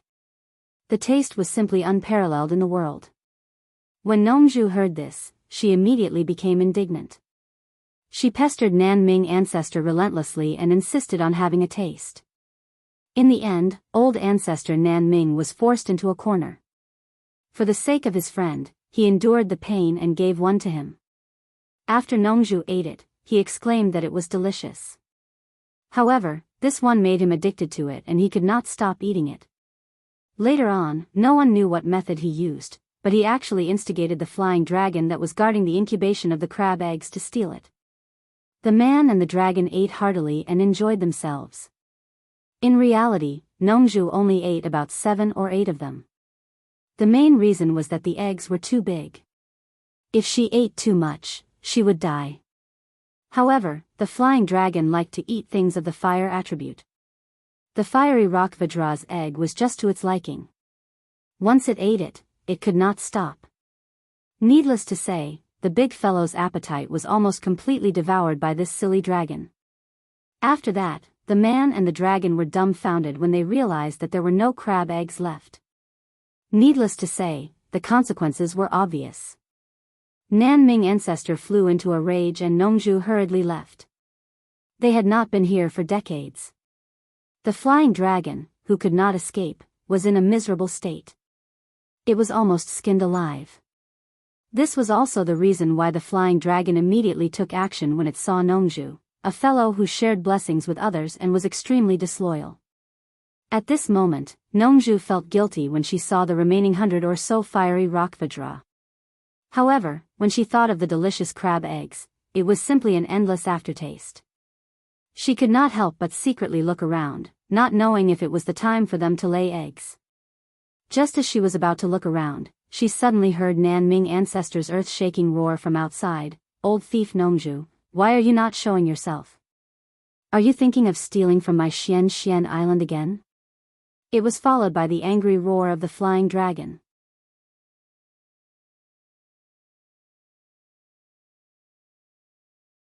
Chapter 452. The two words Nongju were famous on Xian Island. When Patriarch Nan Ming roared, the 9 bens and 18 bens gathered below and rumbled, waking everyone up. The busy people at the bottom of the mountain quickly looked around, and their eyes all fell on Nongju. Nongju had many acquaintances here. After all, she used to hang around here often. Haha. Long time no see. You guys are busy. Nongju waved at the crowd with a smile. Just as she turned around, her face darkened, and she quickly ran away. As soon as she came out of the cave, she shouted, "Old Nan Ming, what are you shouting for? I won't take your scrap metal even if you give it to me." The two stood less than half a meter apart. Their eyes met, and sparks flew. Nongju clenched her teeth and stretched out her hand, shouting, "Give me back my things." "When did I take your things?"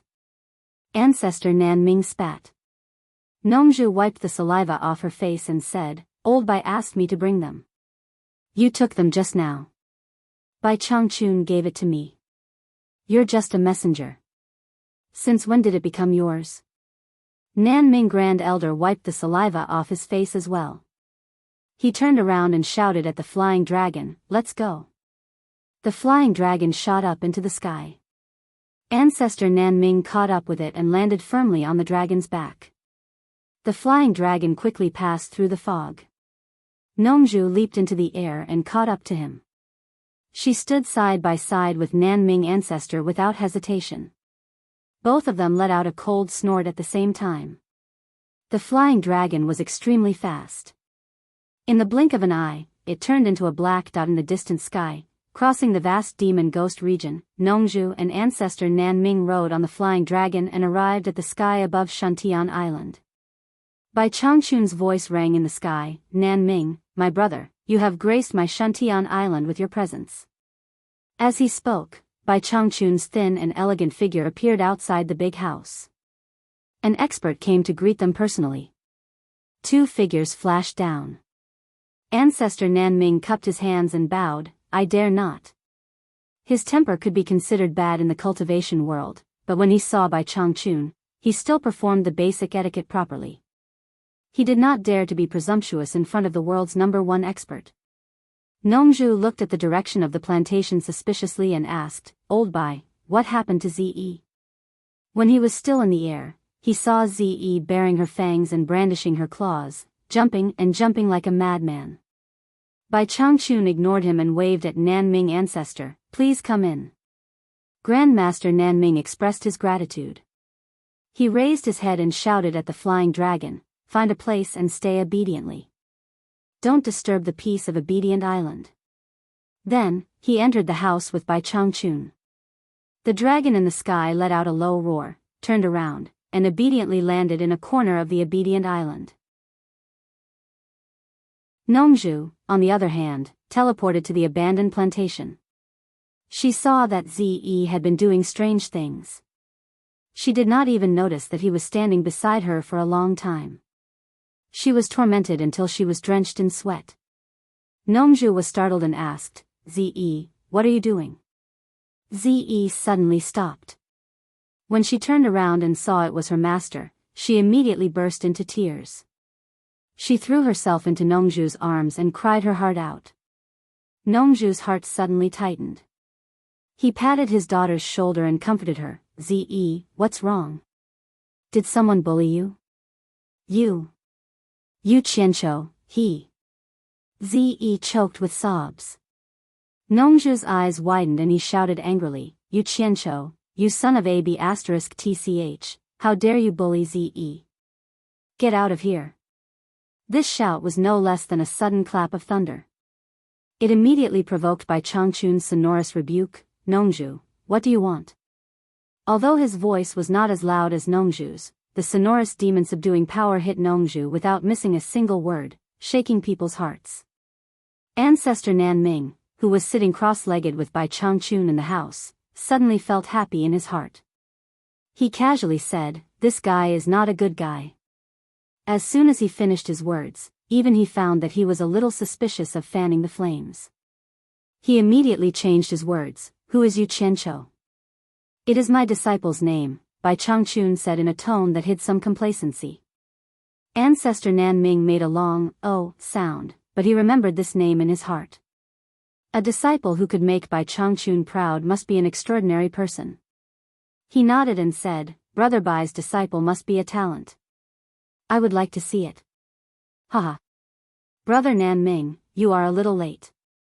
My disciple has already left a day earlier, Bai Changchun said with a smile. Ze, who was at the plantation, stopped crying when she heard Bai Changchun's anger. She pulled Nongzhu, whose face was pale, and said, Master, he did not bully me. Did he say that I am stupid? Nongzhu said angrily, How can my disciple be stupid? No matter how stupid she is still smarter than him. Her expression suddenly became distorted.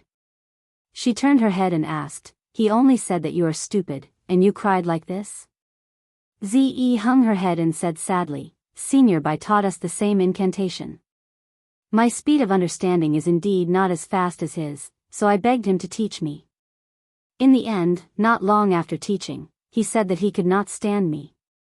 He said that I was too stupid to be carved, so he left me alone and left the demon region. Nongzhu was stunned when she heard this.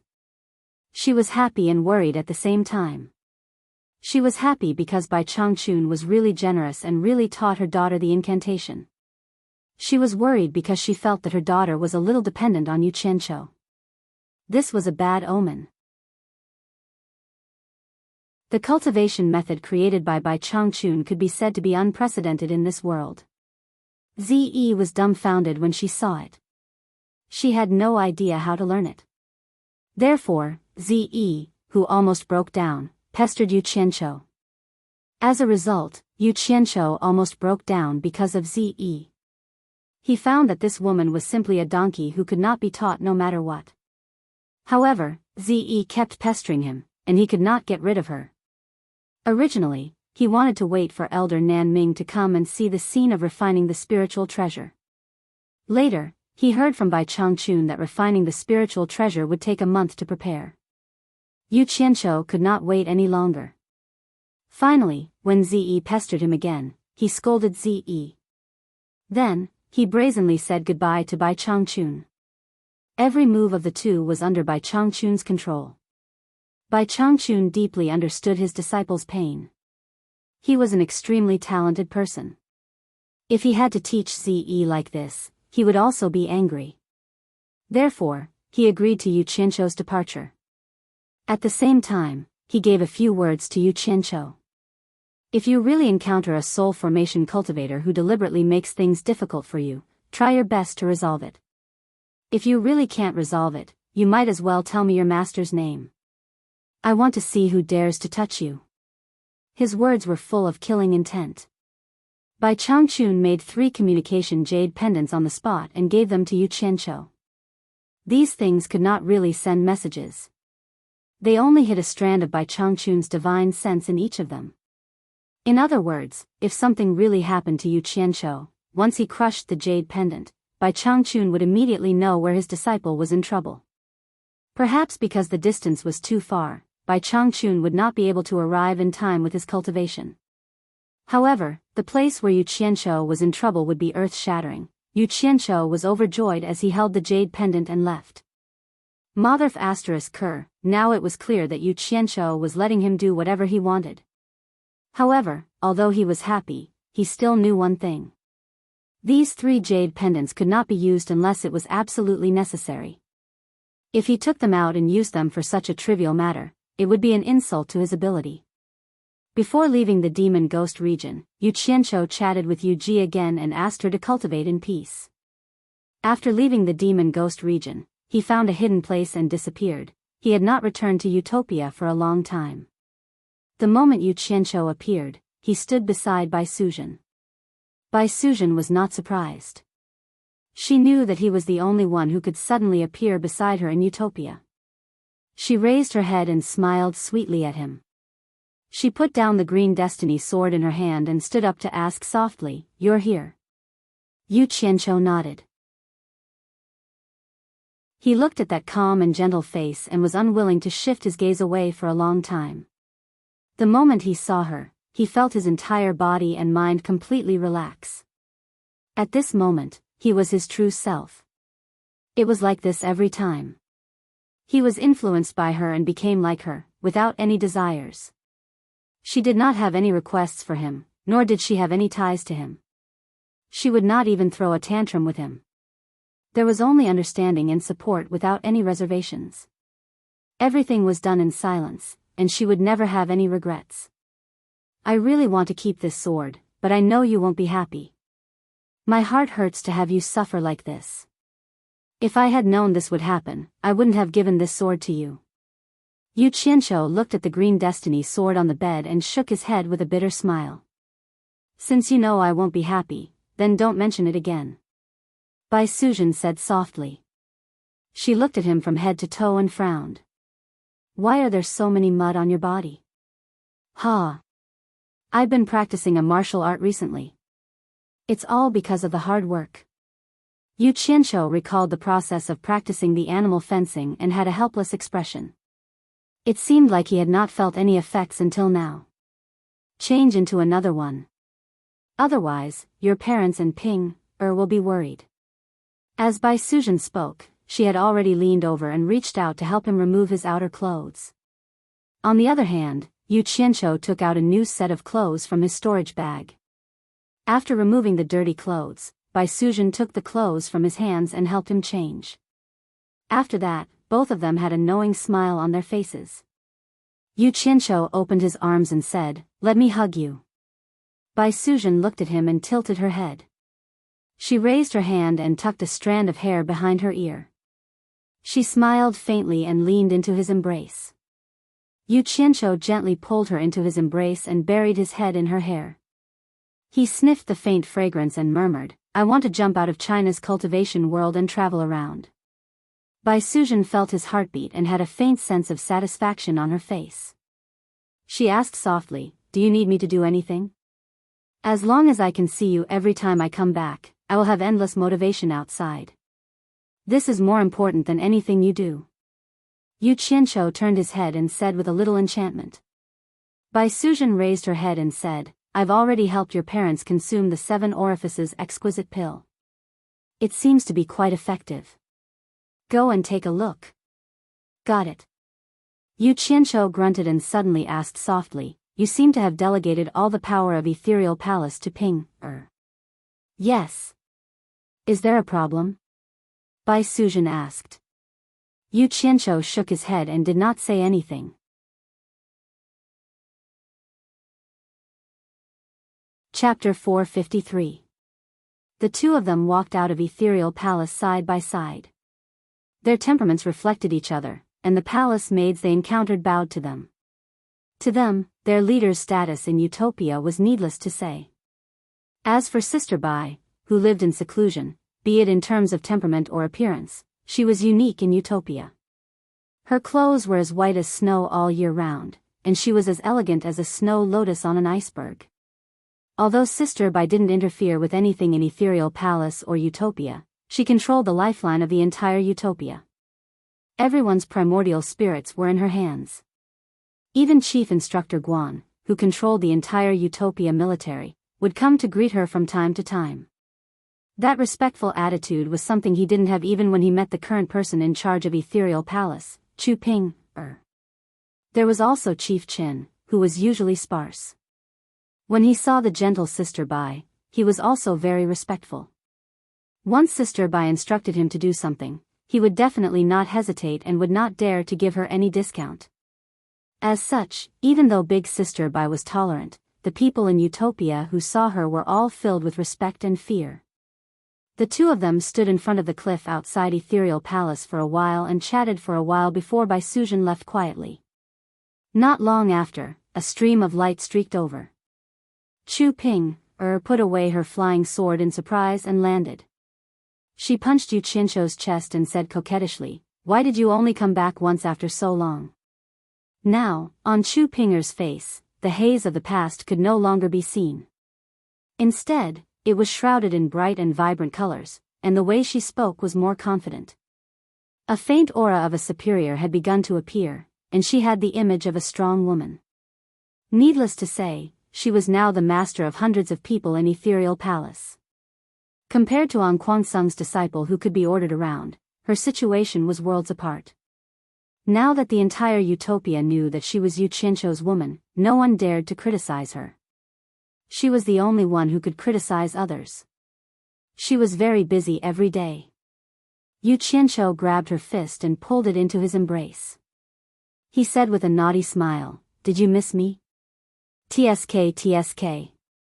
Your body has become even more voluptuous." Annoying. Chu Pinger shyly raised her other fist and punched him twice, causing Yu Qianzhou to laugh weirdly and grope her all over. Chu Pinger's face was flushed red.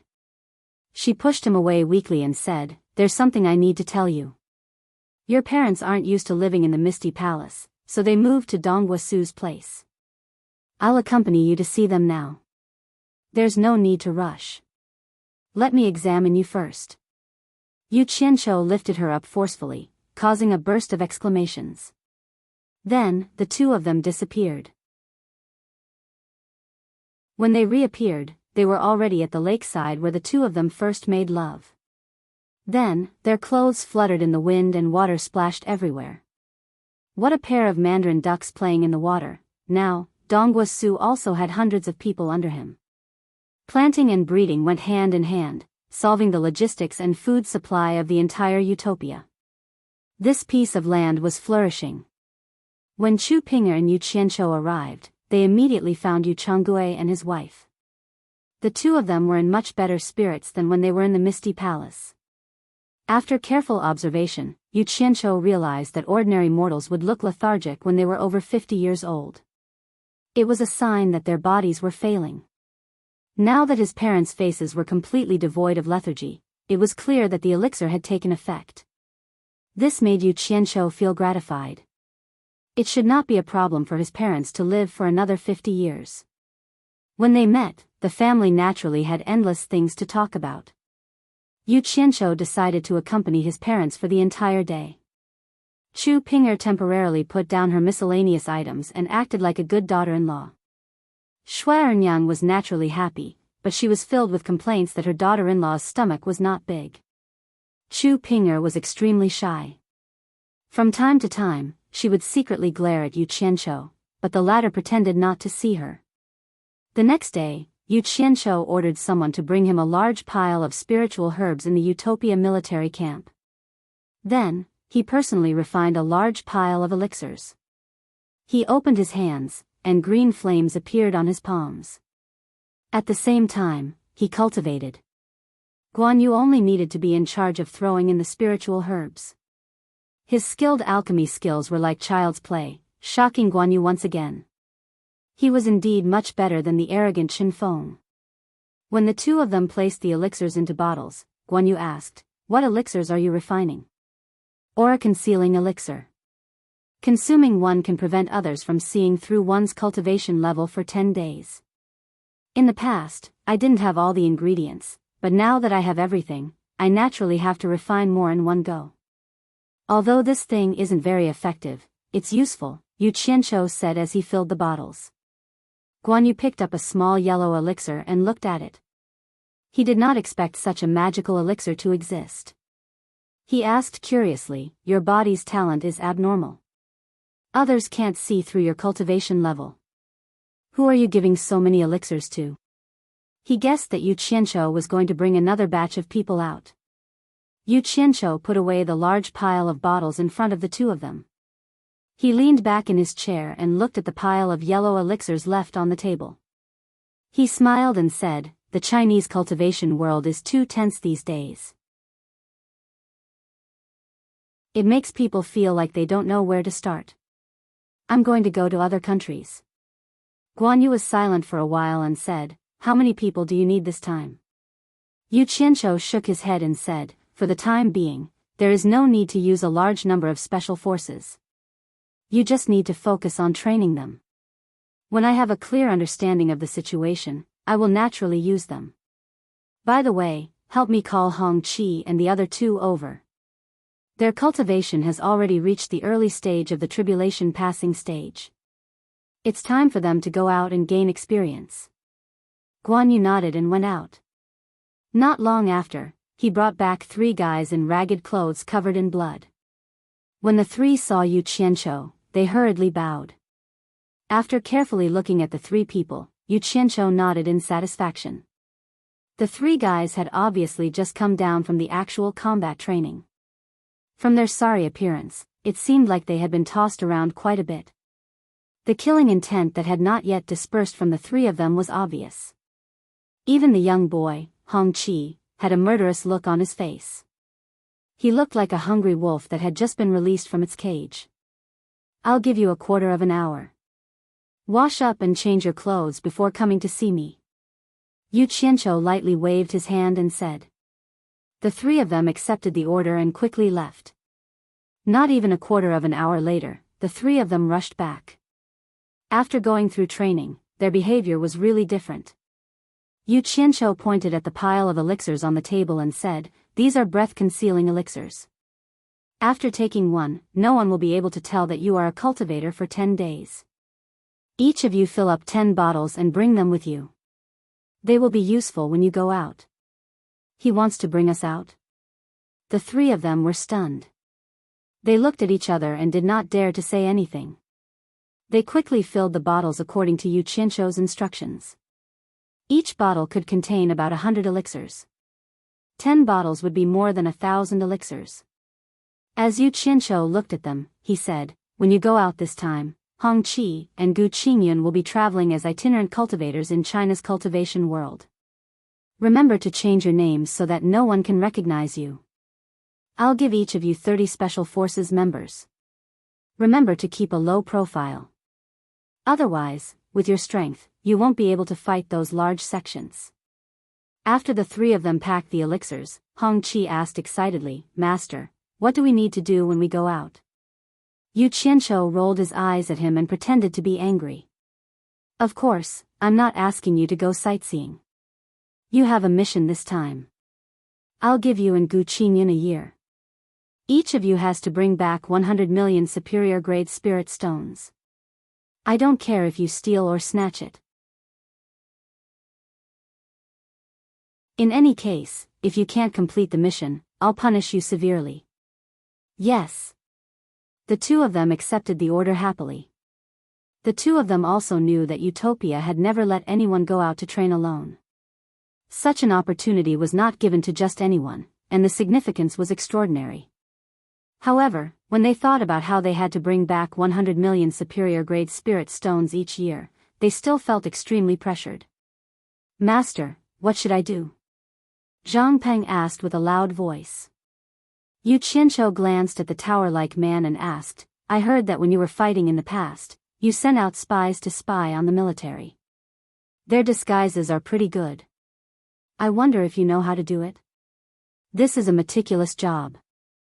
I don't know how to do it, but the general has many capable people under him," Zhang Peng replied. The general he was referring to was naturally the national pillar general, Shi Wenguang. "Got it." Yu Qianzhou nodded and looked at the 3 of them. "I'll give you a day to prepare. If you want people, look for Chief Instructor Guan. If you want things, look for Chief Chen. At this time tomorrow, bring your people and things here to meet me." "Yes."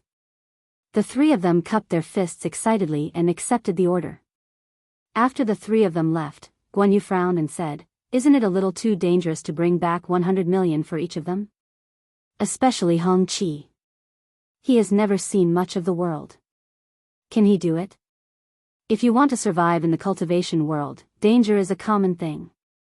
How can you be afraid? I've already created certain conditions for them. If they can't even protect their own lives, then they're just trash. If they die, then so be it. I'll replace them as soon as possible, Yu Qianqiu said faintly and disappeared. Guan Yu was left alone with a frown. He knew that Yu Qianqiu was starting to train people who could stand on their own in the outside world. Hong Chi had finally obtained some free time with great difficulty, and as soon as he left the barracks, he swiftly flew to Dong Guosu's side to see his maternal grandparents. The old couple, who were busy at the edge of the farmland, saw someone flying towards them. At first, they thought they had seen the wrong person. When they realized it was their grandson, they were dumbfounded. Their grandson was not even 20 years old. How could he have reached the early stage of the tribulation passing stage? After asking and getting confirmation, the old couple was so excited that they were speechless. They thanked Yu Qianqiu profusely. Hong Chi had come to bid farewell to his grandparents. He said that his master wanted him to go out and gain experience. Dong Guosu immediately reminded him, "Your master has given our family a new lease of life. It's hard to repay him even if you have to risk your life. In short, as long as it's something your master wants you to do, even if you have to risk your life."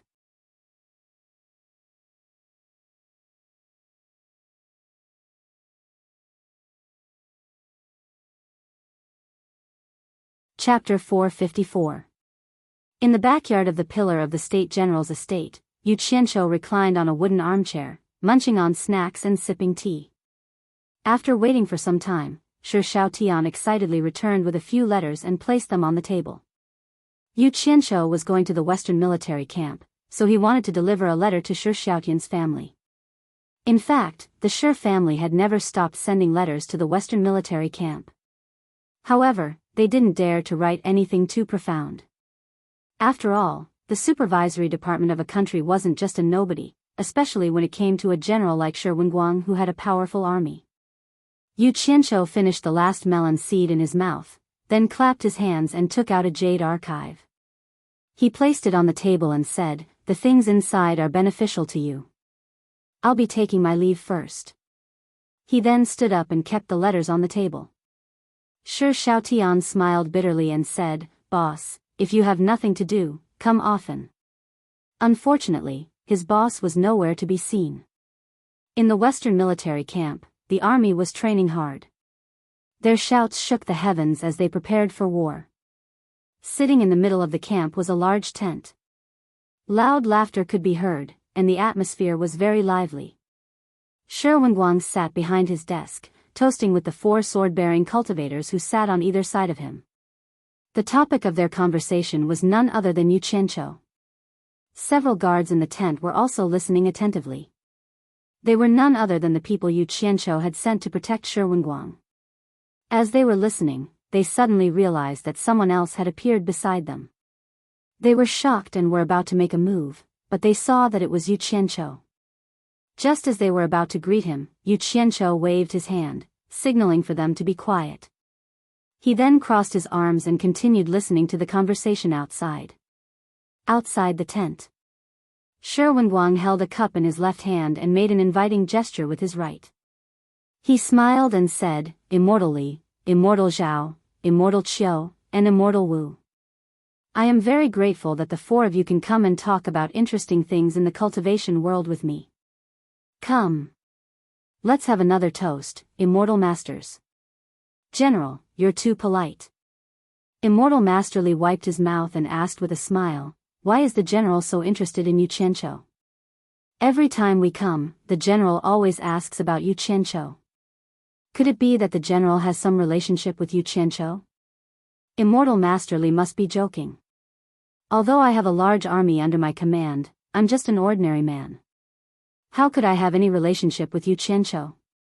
I'm afraid that even if I wanted to climb up the social ladder, he wouldn't be interested in an ordinary man like me." Shi Wenguang laughed heartily. "General, there's no need to belittle yourself.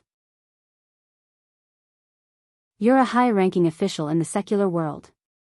How can you be compared to the cultivation world? Not to mention the fact that Yu Qianqiu is a general. Even if we wanted to curry favor with him, I'm afraid he wouldn't even look us in the eye. Immortal Master Wu shook his head and sighed. Shi Wenguang waved his hand and said, Immortal Master Wu must be joking. You four immortal masters are experts who can fly in the sky and travel through the earth. Anyone would look favorably upon you.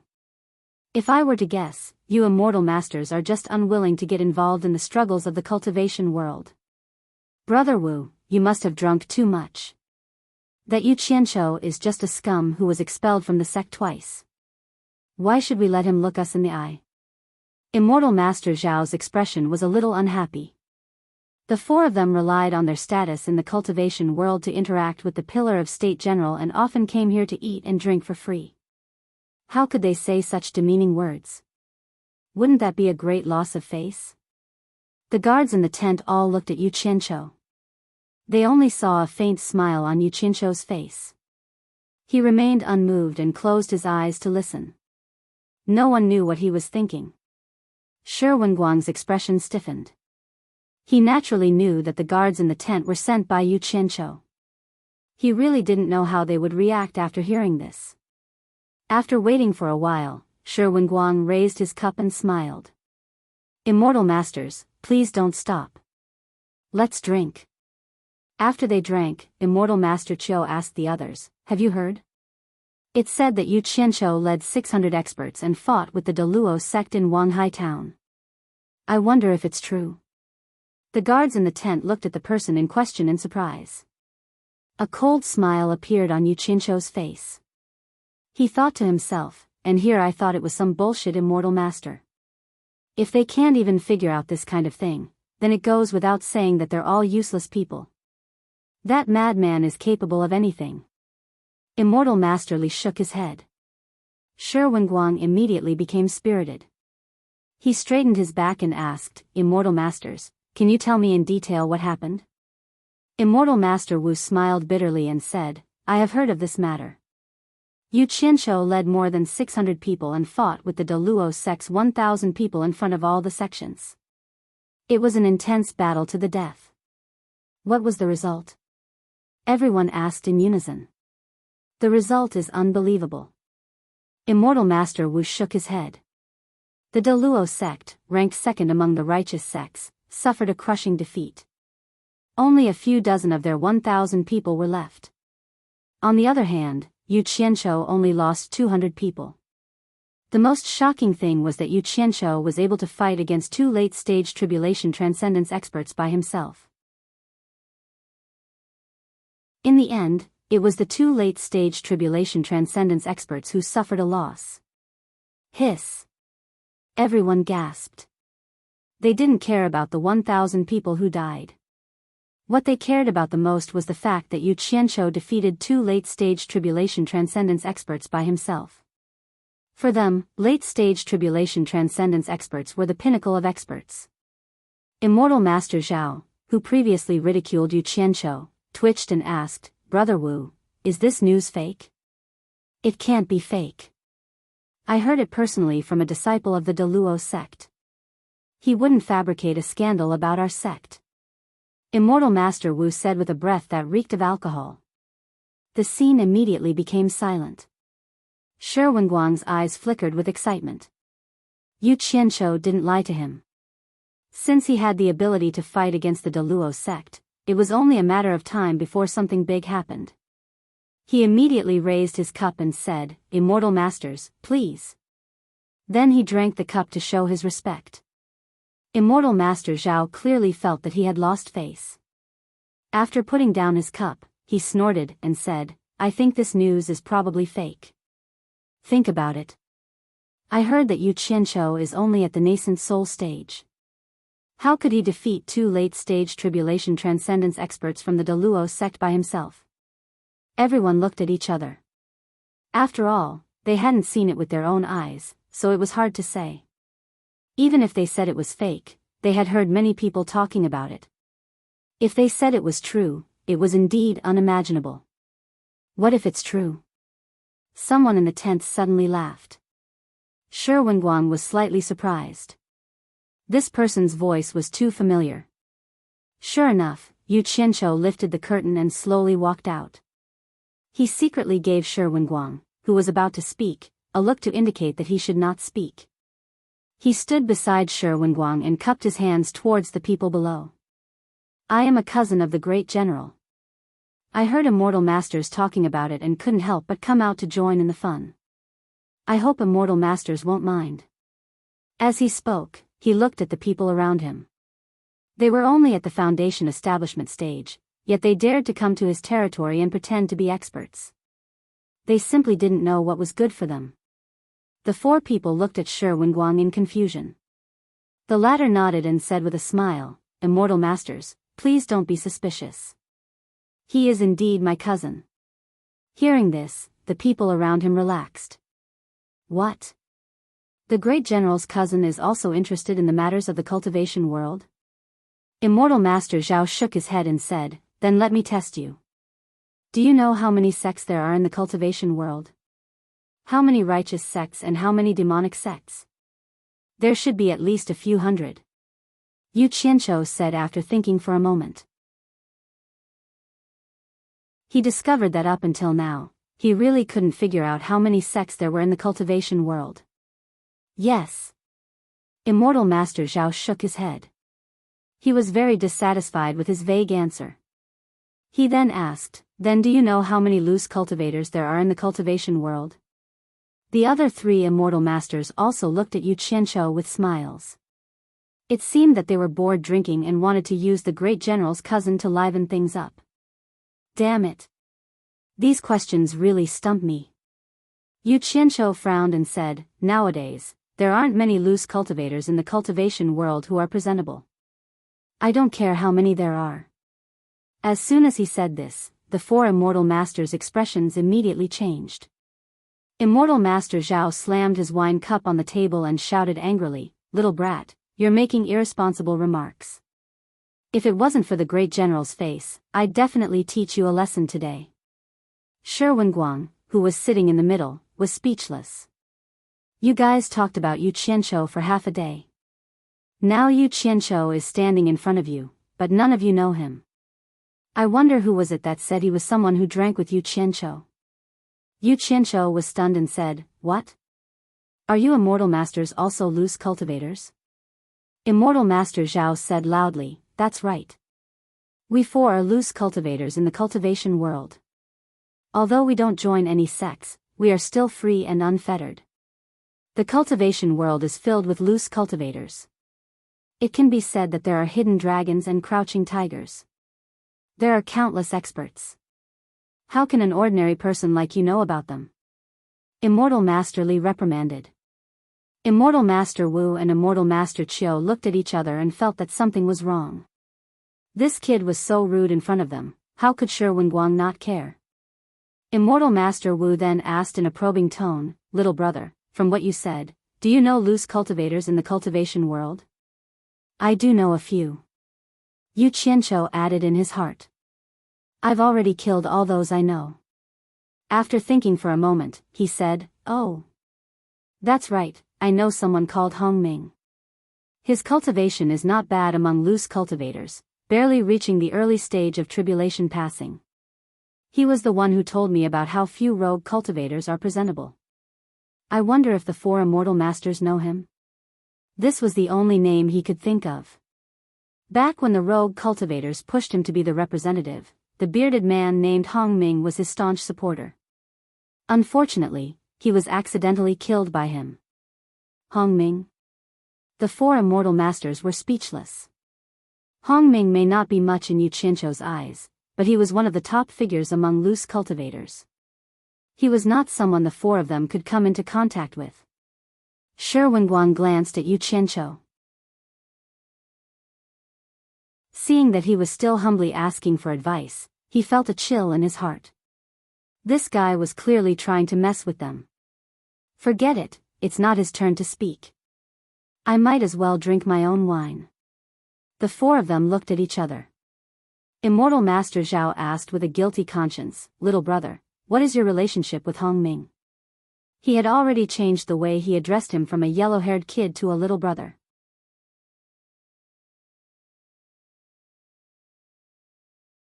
Chapter 455. Yu Qianqiu waved his hand and said nonchalantly, "It's nothing much, we just played together for a while." He really did lead that group of loose cultivators to have fun for a while, so he wasn't lying. The four were speechless.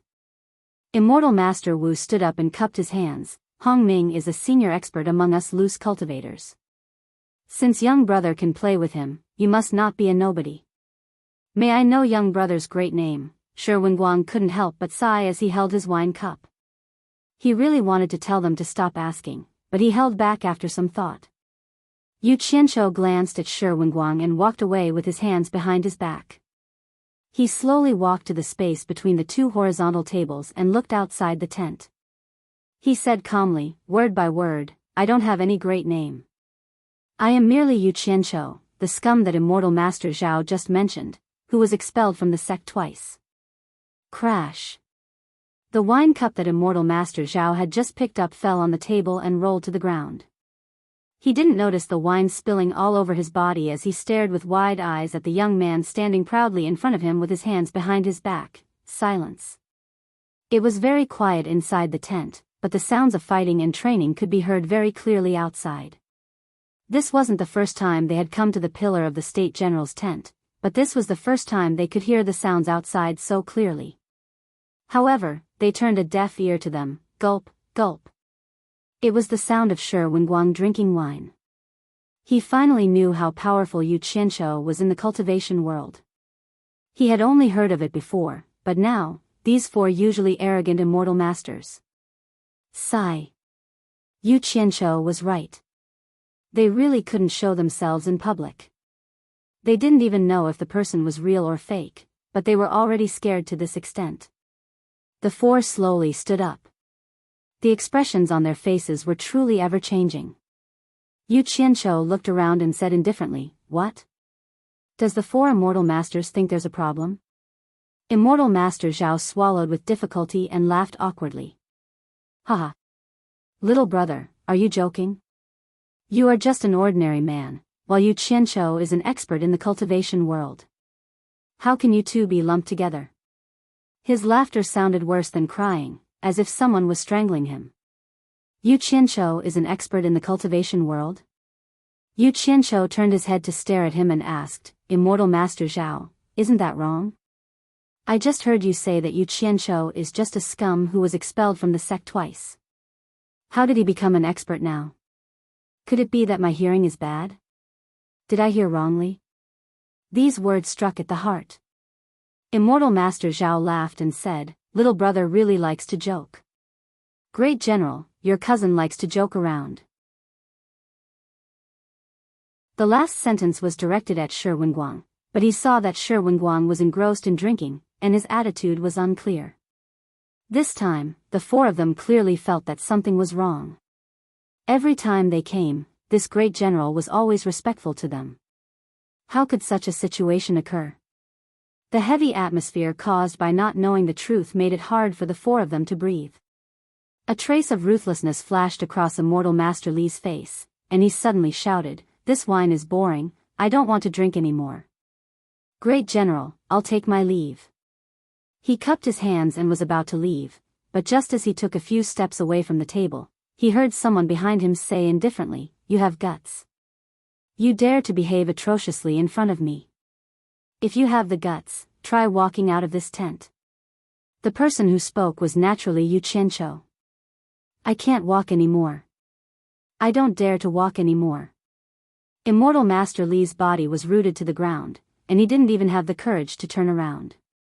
Then he heard Yu Qianqiu say indifferently, "If you have the ability to walk out of this tent, I will spare your life. There is no joking in the army. You can try." His voice was very soft, but it was as if his words could decide their life and death, filled with unquestionable confidence. The four of them were scared witless. Even if a mortal pretended to be strong, it was impossible for him to act like this. Perhaps, they really met that legendary person. As soon as Yu Qianqiu finished speaking, the curtains of the inner tent moved, and 6 figures flashed out, standing in 4 different directions. 2 of them were guarding the entrance of the tent. There were a total of 10 people sent to protect Shi Wenguang. 2 were assigned to protect Shi Yintian, and the other 2 were taking turns to take the restriction-breaking pill to increase their cultivation. These 6 guards, the 4 immortal masters, had naturally seen them before, and thought that they were experts from the army. Now that they saw the commotion, they were dumbfounded. These 6 people were clearly cultivators, and based on their speed, their cultivation was much higher than theirs. The funny thing was, they actually dared to act like they were experts in front of the Pillar of States General for a long time. They didn't even know how much face they had lost. But then again, the 6 people's cultivation was much higher than theirs, and they really couldn't see through their cultivation. Facing a dead end, Immortal Master Li turned around, and the 4 of them stared at Shi Wenguang. Immortal Master Wu's face was ashen as he said, "Since the Grand General has so many experts protecting him, why waste time dealing with the 4 of us? Could it be that the army is so lonely and bored that you want to make fun of us? Isn't the Grand General a bit too much?" Shi Wenguang held his wine cup and paused for a moment, then shook his head with a bitter smile. He didn't know how to explain, not to mention that the right to decide was not in his hands. Immortal Master Wu turned around and gritted his teeth. "I don't care who you are, and I don't care if you are Yu Qianqiu. The 4 of us know that we can't escape from your palm, so what do you want to do with us? I'll say it again, as long as you can get out of this tent, I will spare his life." Yu Qianqiu glanced at him, then turned to look at Shi Wenguang and sneered, "The Grand General is so carefree, but aren't you being too concerned about some things?" The 4 immortal masters' faces were ashen, none of them had the guts to rush out. "Mister, please don't misunderstand." Shi Wenguang quickly stood up and cupped his hands in apology. "It's not that I want to pry into Mister's privacy, but the army has been on standby for a long period of time. The longer we wait, the more tired our morale will be. Asking for information about Mister is because I want to be prepared. I can't wait any longer, after all, time waits for no man. I'm worried that when the day comes, I won't be able to command the army." Yu Qianqiu frowned. Shi Wenguang's words were indeed a problem. With Shi Yintian's experience and ability, he wouldn't be able to command the entire army. The 4 immortal masters also heard some clues and were aghast. This Yu Qianqiu's ambition was not small, he actually wanted to rebel.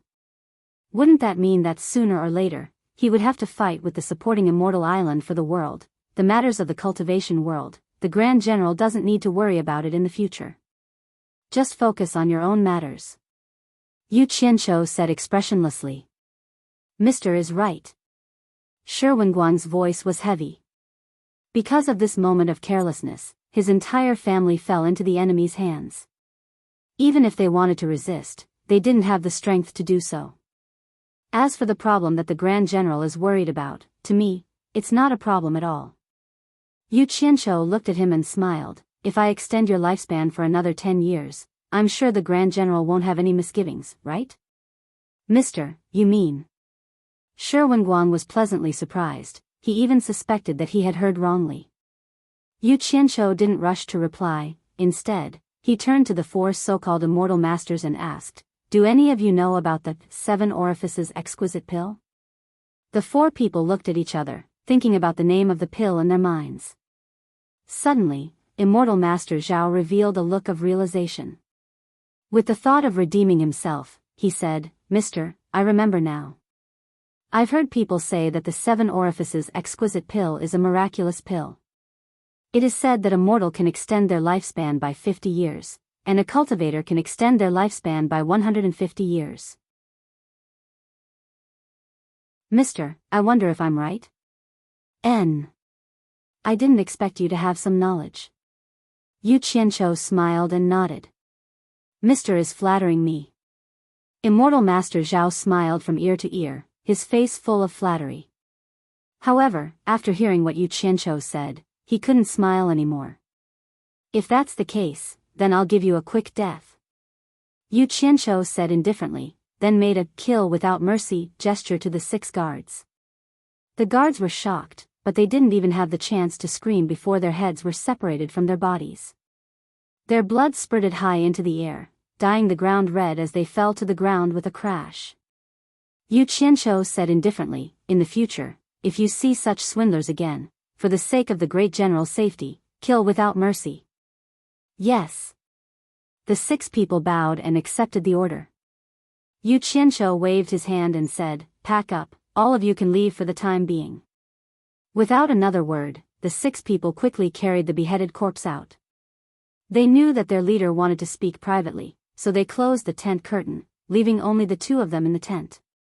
Shi Wenguang was so shocked that he couldn't speak. He didn't expect Yu Qianqiu to be so cruel and merciless, taking people's lives so easily. He was used to seeing life and death, so he wasn't afraid of seeing dead people. It was the first time he saw the skills of his 6 guards, so he was shocked. He didn't even see what was going on before the heads of the 4 flying immortals were removed. Thinking about how there were always 6 powerful people around him who didn't share the same thoughts as him, he felt like he was sitting on pins and needles. To be honest, he was considered a famous general, so he didn't want to be controlled by others for a long time. He did have some disloyalty, and hoped to hook up with some experts in the cultivation world through the immortals. When the time was right, he wanted to get rid of the guards that Yu Qianqiu had sent to protect him and his family. But now, he was really shocked by the reality in front of him. The other party didn't say anything and killed the people that he was going to use as a middleman. At the same time, he said it was for the sake of the great general's safety, and it completely cut off his little thoughts. How ruthless. This was something that both sides were aware of, so Yu Qianqiu wouldn't point it out. Since you've cut off your thoughts, you should be more obedient and stop thinking about unrelated things. He smiled faintly and took out a spirit pill. The inside of the tent was immediately filled with rippling blood-colored light, and it was abnormally mysterious and blurry. Shi Wenguang stared in surprise at the magical pill that was emitting a strange light. Yu Qianqiu smiled and said, "This is the 7 orifices exquisite pill that can extend a mortal's life by 50 years. In the cultivation world, it's something that can only be found by luck. Today, for the sake of the great general's imperial ambitions, Yu Qianqiu is willing to offer one to you, so that you won't have to worry about the future." You're tuning into the Journey of the Soul YouTube channel. Don't forget to subscribe and join us on this journey to catch the most captivating stories.